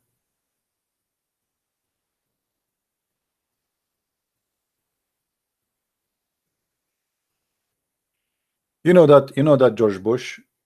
Anyone remember the attack on in a town? It's called Beslan in Russia. Who remember it? More than 1,000 little girls and boys slaughtered by Muslim terrorists from Chechnya. Do you know what George Bush he did? Less than 2 months after that, he invited the leader of that attack to the White House, and he called him a Chechenian rebel. How disgusting! How you do that? They just killed 1,000 child. So imagine if the Russian they invited Osama bin Laden 2 months after the attack, and they call him uh, a rebel. See, Americans don't see what's happening, and they are expecting the Russian to be like now. The Russian are supporting Iran. Well, you are supporting every enemy in the world who is against them. Anyone want to go against the Russian, right away you support him. It's a dirty game, and nobody want to be honest. Always you've been taught one side of the story. If you want the Russian not to support your enemy, don't support their enemy. As simple as that. It doesn't work in one way.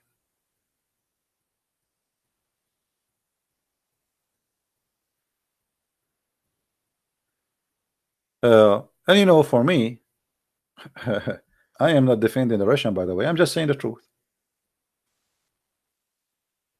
Why I want to defend the Russian? Am I Russian? Tomorrow they will spread rumors saying a Christian prince is Russian, obviously, right?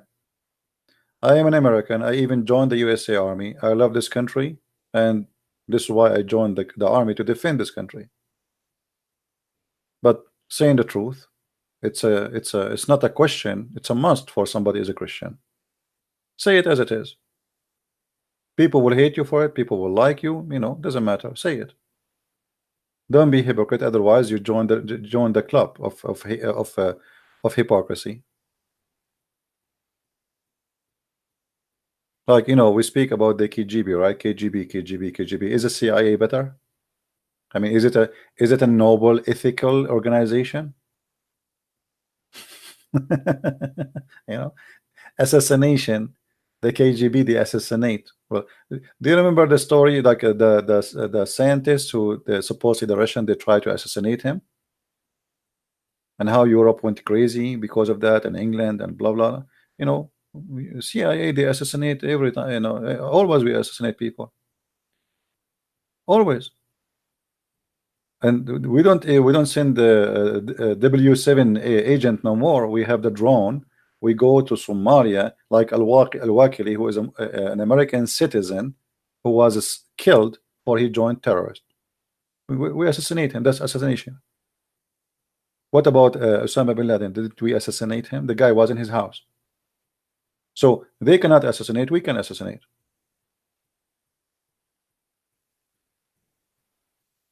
You know what I mean? People don't want to see reality. They do the exact same act which they're accusing Russia to do. I see the world is like this. I mean, especially politics is like a whore. Her skirt is not even 1 inch, and she have no panty. And she's speaking about the other whore, and she have a dirt in her pant. But the first one shouldn't have even a panty.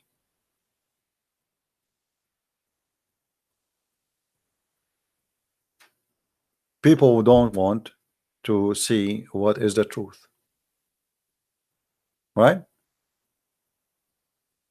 Do you believe that's about Osama? For sure, I believe about Osama. Why not? I mean, he's a real person. Yeah, he served the agenda. And always Osama bin Laden, he was, Osama bin Laden was using the American, by the way, and the American, they were using him. It's like sex with benefit. They call it friend with benefit.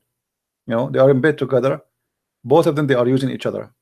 So yes, the same as the Islamic countries in many countries now, they are using America. When the Shia, they wanted to get rid of Saddam, they came hundreds of Muslim scholars kissing the shoes of George Bush, convincing him that if you go to Iraq, we will join you, we will support you. So George Bush, he thought it's going to be like a picnic trip. Okay, we will go. Let us take Iraq.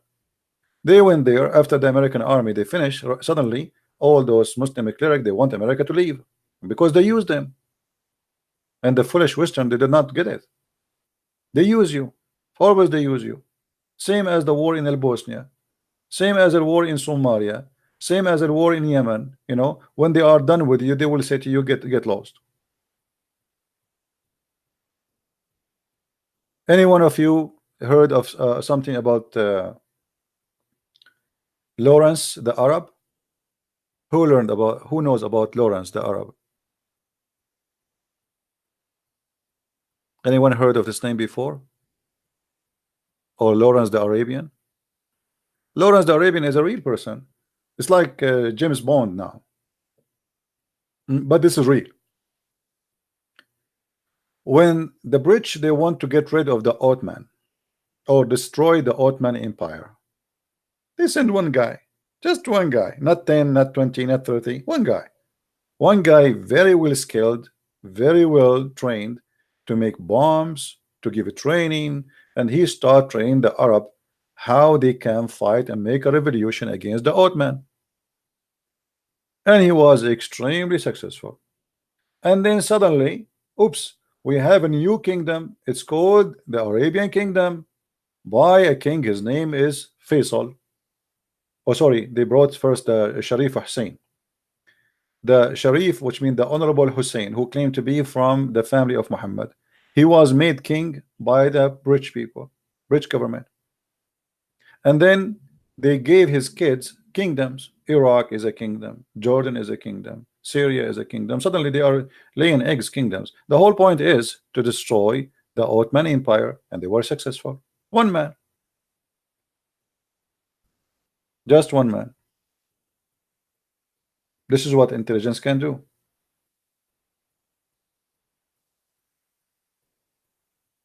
Right?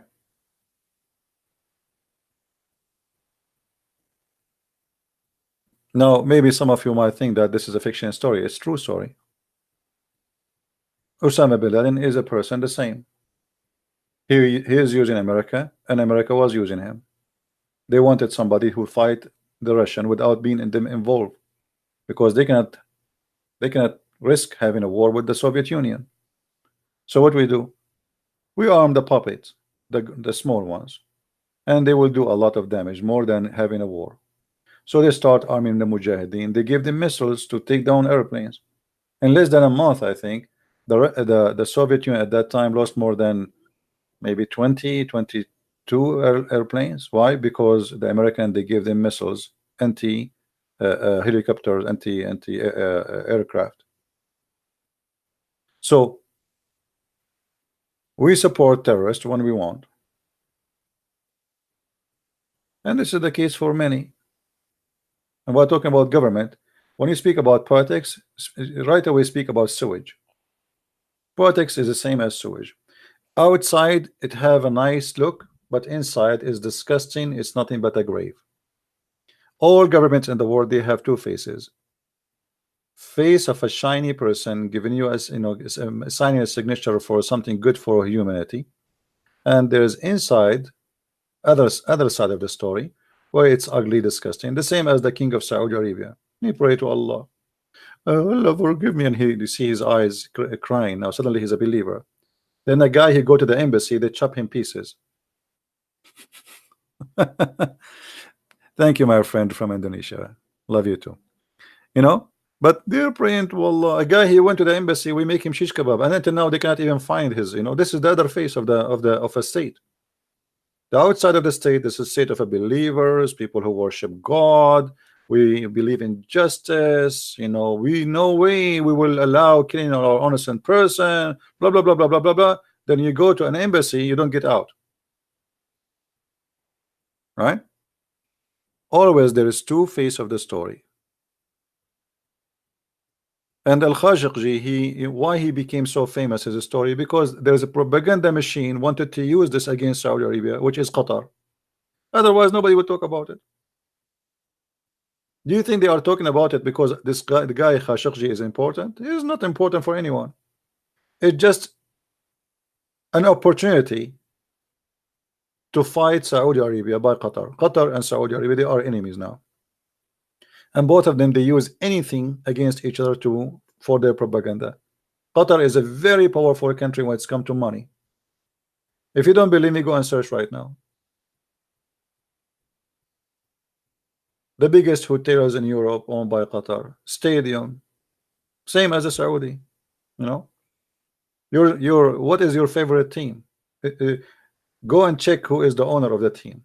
You will not be surprised if the owner is an Arab, either Qatar or Emirat or Saudi Arabia. You think you have a team, but the fact your team is not playing for you, playing for the oil business, the Arab sheikh. Qatar bribe more than $1 billion for the Viva to get the 222 World Cup. Imagine $1 billion. That's how it is. And nobody speak about it, and nobody, but everybody knows. I mean, what is the qualification of Qatar to hold such an event? Is that population? Is that location? Is it because it's easy to get a visa there? No. So why you give them such a privilege? Money. As simple as that. Why they have the biggest teams in the world? Small tiny country is not even the size of my family. If my grandfather he invite his children for lunch, we will have more the population of Qatar.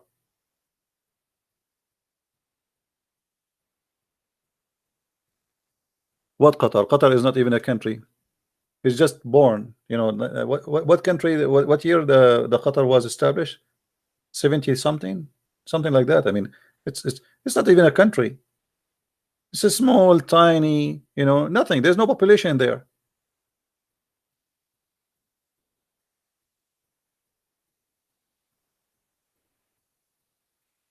And suddenly it became the center of everything. Why? Because of money, gas and oil.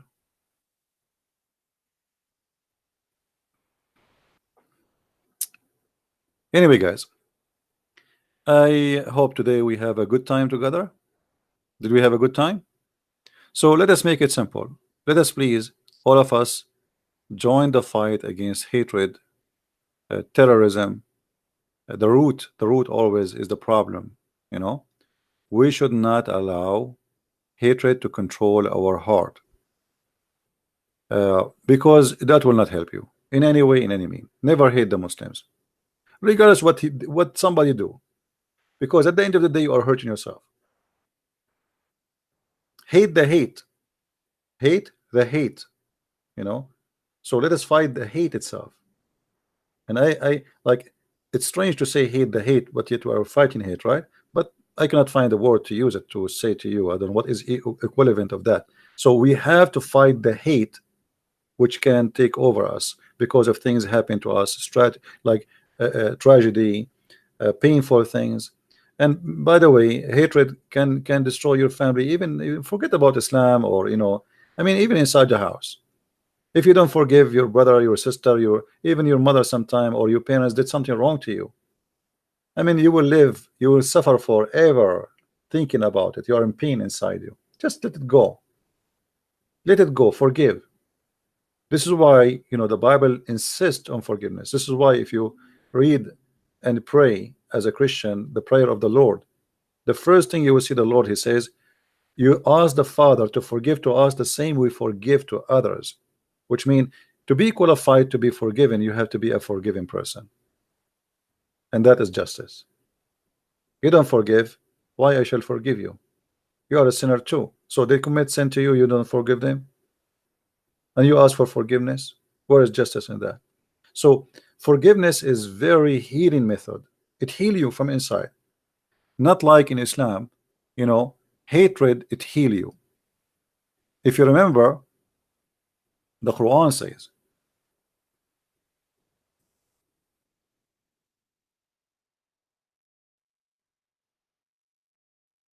chapter 9 verse number 14, chapter 10 verse number 57. But in chapter 9:14 is speaking about healing the chest of the believers by killing the enemies.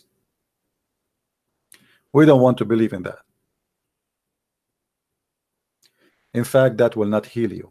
That will make you more in sorrow, because the enemy will respond back, and then they will kill your child, and then what will happen? You are not healed. You are suffering more and more. They are suffering and you are suffering. That will bring nothing but suffering to mankind. That will heal nothing. That will not remove anger from their heart, because tomorrow the kids of those who you killed their kids, they will come to you and they will seek revenge and they will kill your kids, and then where is the healing you are talking about? That is a very evil logic. Killing people will not heal your chest. Loving people will heal it. Forgiving people will heal it. So me as a Christian, I reject the culture of hate of Islam, the teaching of the Quran. And because I'm a Christian, I reject to hate a Muslim, because that will not heal my chest, neither his chest. That will not solve the problem. That will make it more ugly. So we have to be smart and fight the illness, not the sick. The sick is sick. Imagine you have somebody in your family and now he have a flu. So in order to kill the flu, you kill the guy? No, we want to kill the flu, not the guy. Fight the sickness. Jesus, he said, I came to the sick, not to the healthy. And that's very logical. The one who need your help is a sick. They need your help, not your killing. So even if somebody, let us say, you know, somebody is racist. Somebody is racist. Somebody, he hate me because I'm a Middle Eastern. So what I would do, I will kill him. Then his family, they will hate me more. Now they will hate more Middle Eastern. That will not solve the problem. Show him that I am not a bad person. Why you hate me? What I did to you? Try to find out the roots of the problem. Why you want to hate a person? He's a black. Who said that the black people? Okay, if you have a problem with somebody, he was a black one day, doesn't mean that all black people are the same as that guy. The same as the white person. Why somebody is black, you want to hate the white people? Who said that all the white are bad or all the white are good? So we have to fight the root of hate, otherwise that will never stop, and that will increase, and that will divide society. And imagine society is divided within their own, where people, they just point finger at each other. You are white, you're black, you're Chinese, you're a Christian, you are a Muslim, and we hate each other. What a hell of life.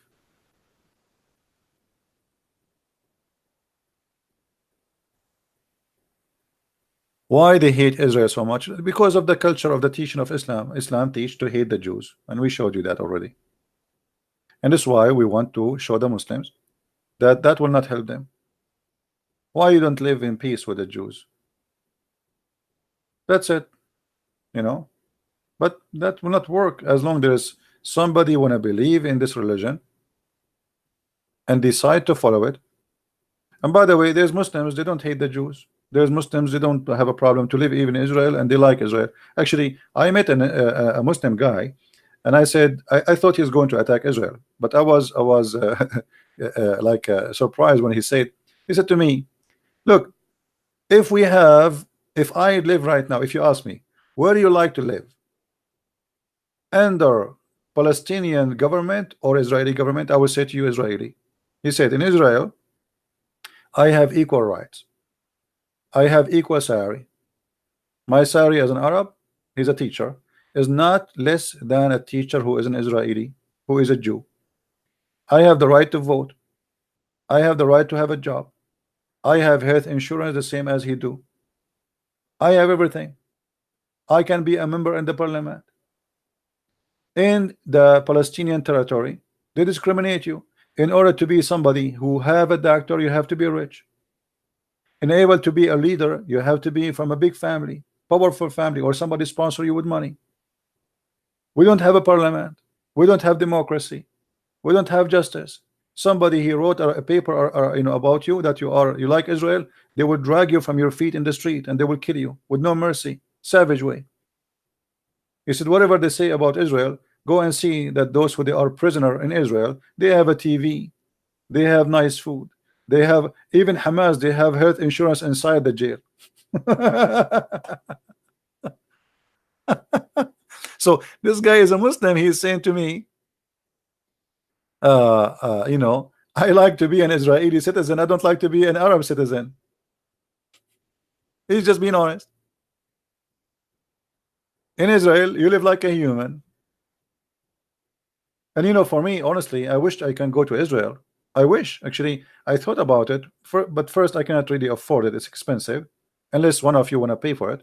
Secondly, if I go there, maybe they will not let me go because at the end of the day, I'm an Arab. But I love to go to Israel. Actually, it's a wish for me to go there.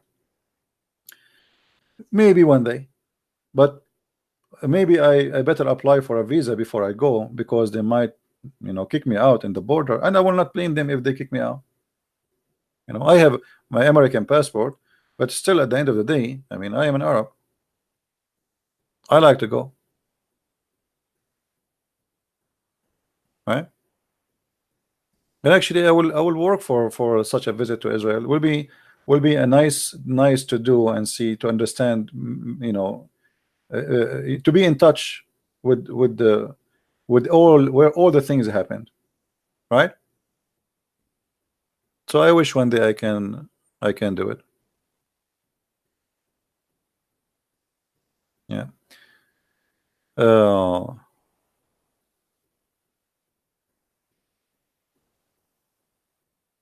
Why you don't refute Mukhtar Basham's video against you about Arabic grammar? Who is this guy? And why he don't call me? And why I need to refute him? Why about he call me to refute me? Debating yourself, making a little video, and like 50 people watch it. What about you call me and show everybody? Huh? I want to go in to refute him. I will go to the bathroom. I will close the door of the bathroom and I will do all the fart I have. But let him fart. If he is a man and he have something to say, call me. We are live, and my Skype is open right now. Let them cry like babies.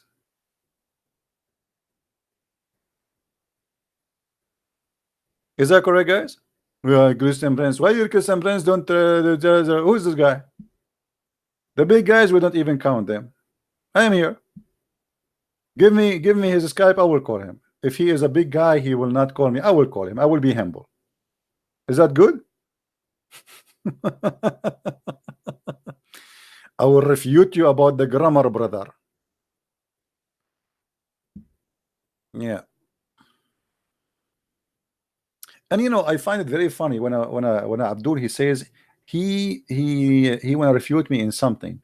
So let us say for the sake of argument, somebody here refuted me in 1 or 2 or 3 things. So are you saying the 99.99999 things he said is true? How horrible.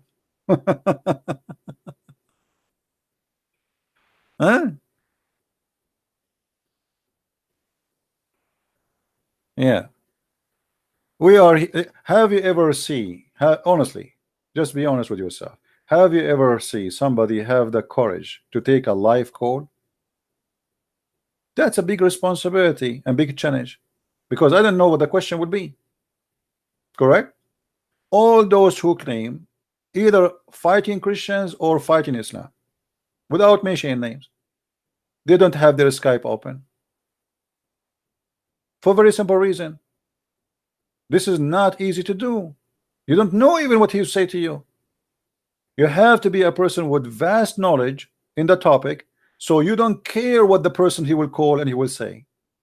And because all of them, they are potatoes, copy paste, they search in Google, and this is what they can talk about, and they have a specific topic to talk about. And this is why a Muslim, when I debate me, he have to prepare for the debate for maybe a century. Let us choose a topic, and always the topic is going to be the Trinity. The Trinity, that's it. The Muslim, he always seek refuge inside the Trinity, because he cannot, he's afraid I'm going to ask him a question, so he want to debate only about the Trinity. Why those who claim to be big potatoes in Islam don't open their Skype and anyone call us, and I will be the first one to call? Do it. They don't dare, right?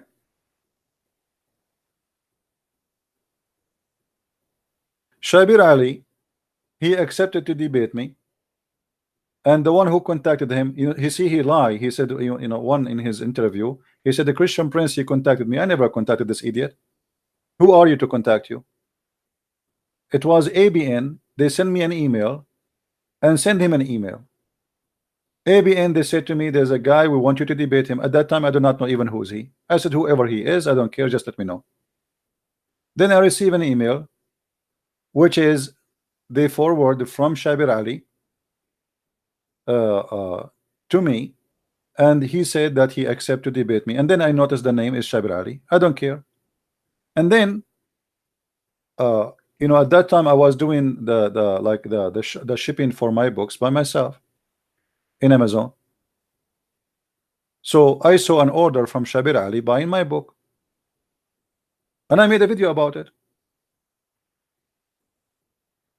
Shabir Ali, after he bought my book, 5 or less than 4 days after, I think, he sent an email to ABN saying he apologized from doing a debate with the Christian Prince because he is busy with his PhD, which is absolutely big false excuse. Because before he finished his PhD, he debated David Wood maybe more than 4 or 5 times. He's just trying to escape. And he wrote my book, and he got my book, and he never have. Why Shabir Ali don't go in his program and say, hey, Christian Prince book is full of garbage, let me show you? Why you don't do that? There's one of you, he asked him a question, I don't know if you remember the video. One of you, he asked him, I have a $1 million question for you. When you are going to debate Christian Prince, he starts saying high leak, low leak, trying just to, Shabir Ali is being Shabir Ali, being the guy who never answered a question. He said maybe one day, but I guarantee you that this day will never happen. Right? Muslims, when they debate only a person they think they can make it with him. It doesn't matter who is he. Which means, let us say, it is possible I can make I make myself look good in front of the audience. It's possible. If that is not possible, why he want to do it?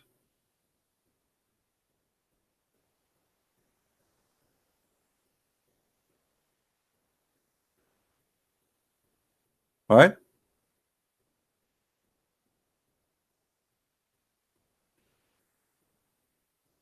I don't want to say he's a coward. It doesn't matter. He's a smart. Actually, he's smart.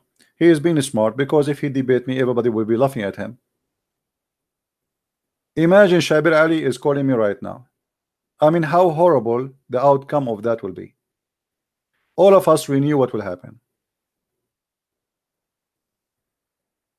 The same reason Mimi Hijab, he ran away. The same reason Samsi, what his name, Shamshi. The same reason the nurse Ali Dawa. All of them, they are kids. Who is the one who's calling me? Is the one who, who do not know what he's talking about. Those who they are smart, they will not call because they knew what the outcome.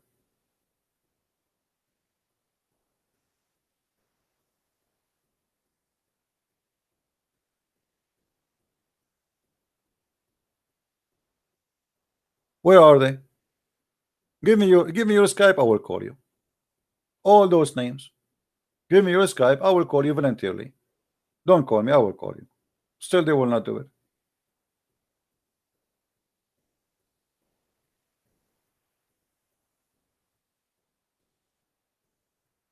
Anyway, my friend, we are happy that the Lord he provide us with knowledge, and I am happy myself that I was able to help a lot of Christians to learn how to refute this cult, uh, and I think this is very let's say we are lucky. CP is true that the Quran gives Muslims the right to wipe people who sin and whip. What you mean, whip people in public? Yes, but is you see the teaching of Islam is not only in the Quran. Uh, maybe in the future videos we can talk about how Muhammad started what it's called mutawa. Mutawa right now, if you go to Saudi Arabia, let me search some pictures. In Saudi Arabia they have something mutawa. Matawiya, which means the one who make you obedience, or mutawwa.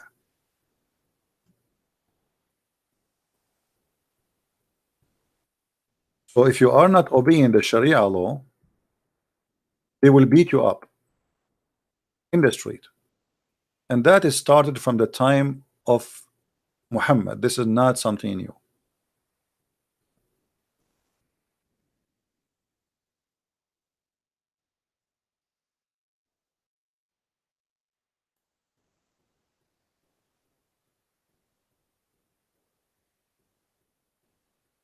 I'm trying to find you some videos, but maybe better is not play a video because they will play copyright over it.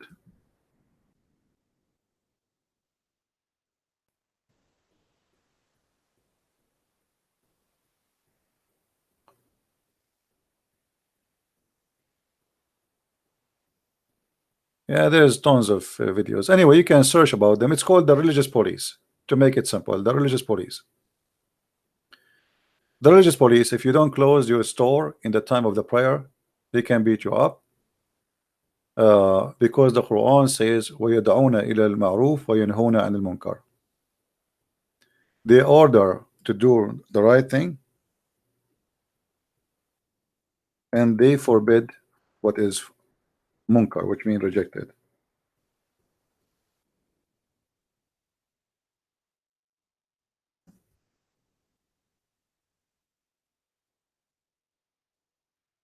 See, most of the verses where they use for the police, the Saudi police, is those verses. Chapter 3, verse 104. Chapter 3, verse 110. Chapter 3, 114. Chapter 7, verse 157.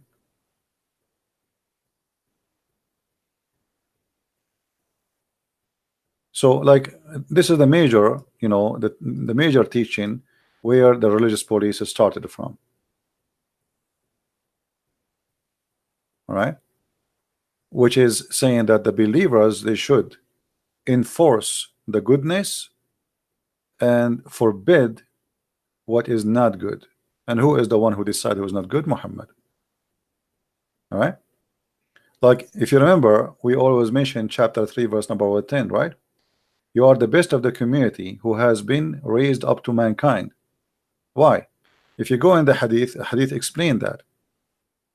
The hadith says that the Muslims are the best of the community. See, this is the verse, same chapter 3, verse 110. It says, you are the best of people ever raised for the benefit of mankind. And here, chapter 3, 110, the best of for mankind are those who bring them with the chains around their necks till they embrace Islam. So using violence is a way to force people to embrace Islam and to practice Islam. Do you see it? And Muhammad, he said it clearly that if you like if you see somebody doing something not right, fix it with your hand, which means use violence. But if you could not, you are weak, he's stronger than you, just do it by your mouth. Even if you cannot do it by your mouth, then shut up. you know Hypocrisy, right?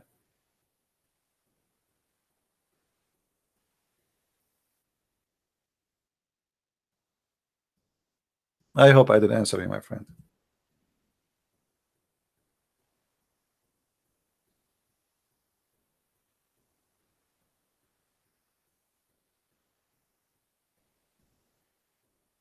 Any Abdul before we go?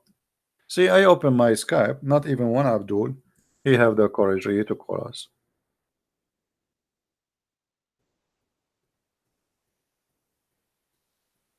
See it? This is where the roots of the religious police come from.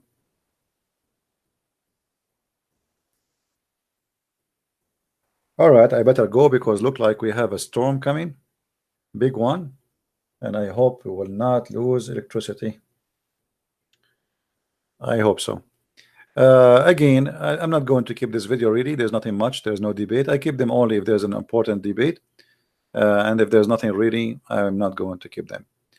I like to keep my page only the debates, and those who they are not really too much important for me, you guys can download them and have them around. So please always download my videos as soon as I finish, and take my advice. And this is an advice from a person who have no benefit of giving you advice except what is good for all of us. Don't adopt hatred in your heart, even with your friends, not only with Muslims, not only with the atheists, not only, I mean, whoever you are. Hatred will not help you. If you live in a house, imagine you have one person in the house, he have hatred for people around. How ugly the house will be. You will lose a trust, you will lose security, you will lose safety. You will not, your life will be destroyed. Imagine you have a wife and you hate her, or she hate you. What kind of marriage this marriage is? Imagine you have a son but he hate you, your son. That's possible. That means there is a failure in the house, big failure. Hate present a failure, not a succeed. And Islam teaching hate present that Islam is a failure, which is in purpose happen because it's from the devil. The devil always behind all hatred. He is the father of all lies. Where he says to you, oh, a black person is bad, so we have to hate him. That is because he's lying to you, making you put your anger in someone else, so he will hate you back, and that will destroy the society. What is going to be better? If we black and white live together in peace and love each other, or we hate each other? I mean, the answer I think is very simple, right? Same as with Muslims. What is better if we Christians, Jews, Hindus, Muslims, atheists, we live in one society, and if one of us he in the street he need help, all of those people will help. Isn't it beautiful? I told you last time when I was in Germany, I saw an old woman twice actually, one in the bus and once in the bus station. It's like a long distance travel. I saw an old woman. I don't know her. She's a Muslim. She's dressing as a Muslim. I gave her my seat. It was raining and there's no umbrella. It's like there's a small spot you can sit underneath of it, and I have a seat, and she came. She's an old woman. I gave her my seat even though I am tired, long distance. I am coming from USA. I mean, long distance, long trip. I need to sleep. I did not sleep in that. So I gave her my seat. She's a Muslim. Why not? Why not, my friend? And if you are a Muslim and you see a woman, she is old, doesn't matter who she is a Jew, she is a Hindu, she is a Christian. Be a human. Stop adopting the culture of hate, because this could be your mother, it could be my mother. So look at her as a mother of somebody, and she's an old woman, and one day you yourself you will be old. And this is something actually we miss in our society, that like when you see somebody is an old, help him. Don't you are young, you can stand up, you can stand in your feet for 2 hours, 3 hours. Don't be stupid, don't be an idiot. You have a gum in your mouth and like and there's nothing happening. You see a woman, she's pregnant, give her your chair. Shame on you to be there and you don't do something good. Be a man. You know what, man? We need to learn again how to be a real man. In the old days, I mean, you watch the old days movies and you see how a person he speak to a woman with respect. Yes, ma'am. How a man he stand up and he give his chair to a woman, especially if she is old or she is, you know, I guarantee you they will stand up for a woman she have a short skirt. But if she's old, nobody want to stand up for her.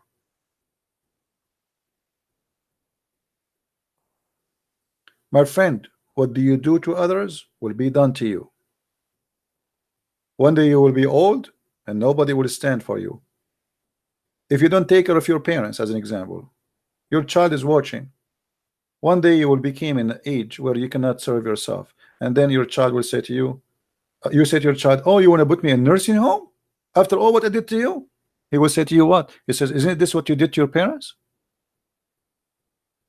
Isn't this what you did to your parents? So now it's bad. How come you didn't think about it bad when you did that to your parents?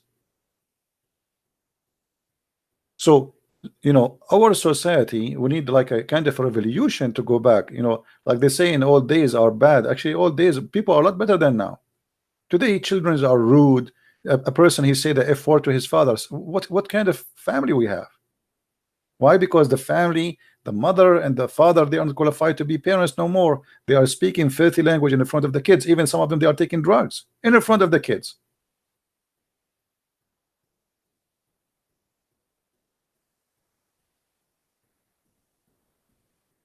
This is why I say not everyone is qualified to be a parent. If you cannot be qualified to be a parent, don't get married and don't have kids.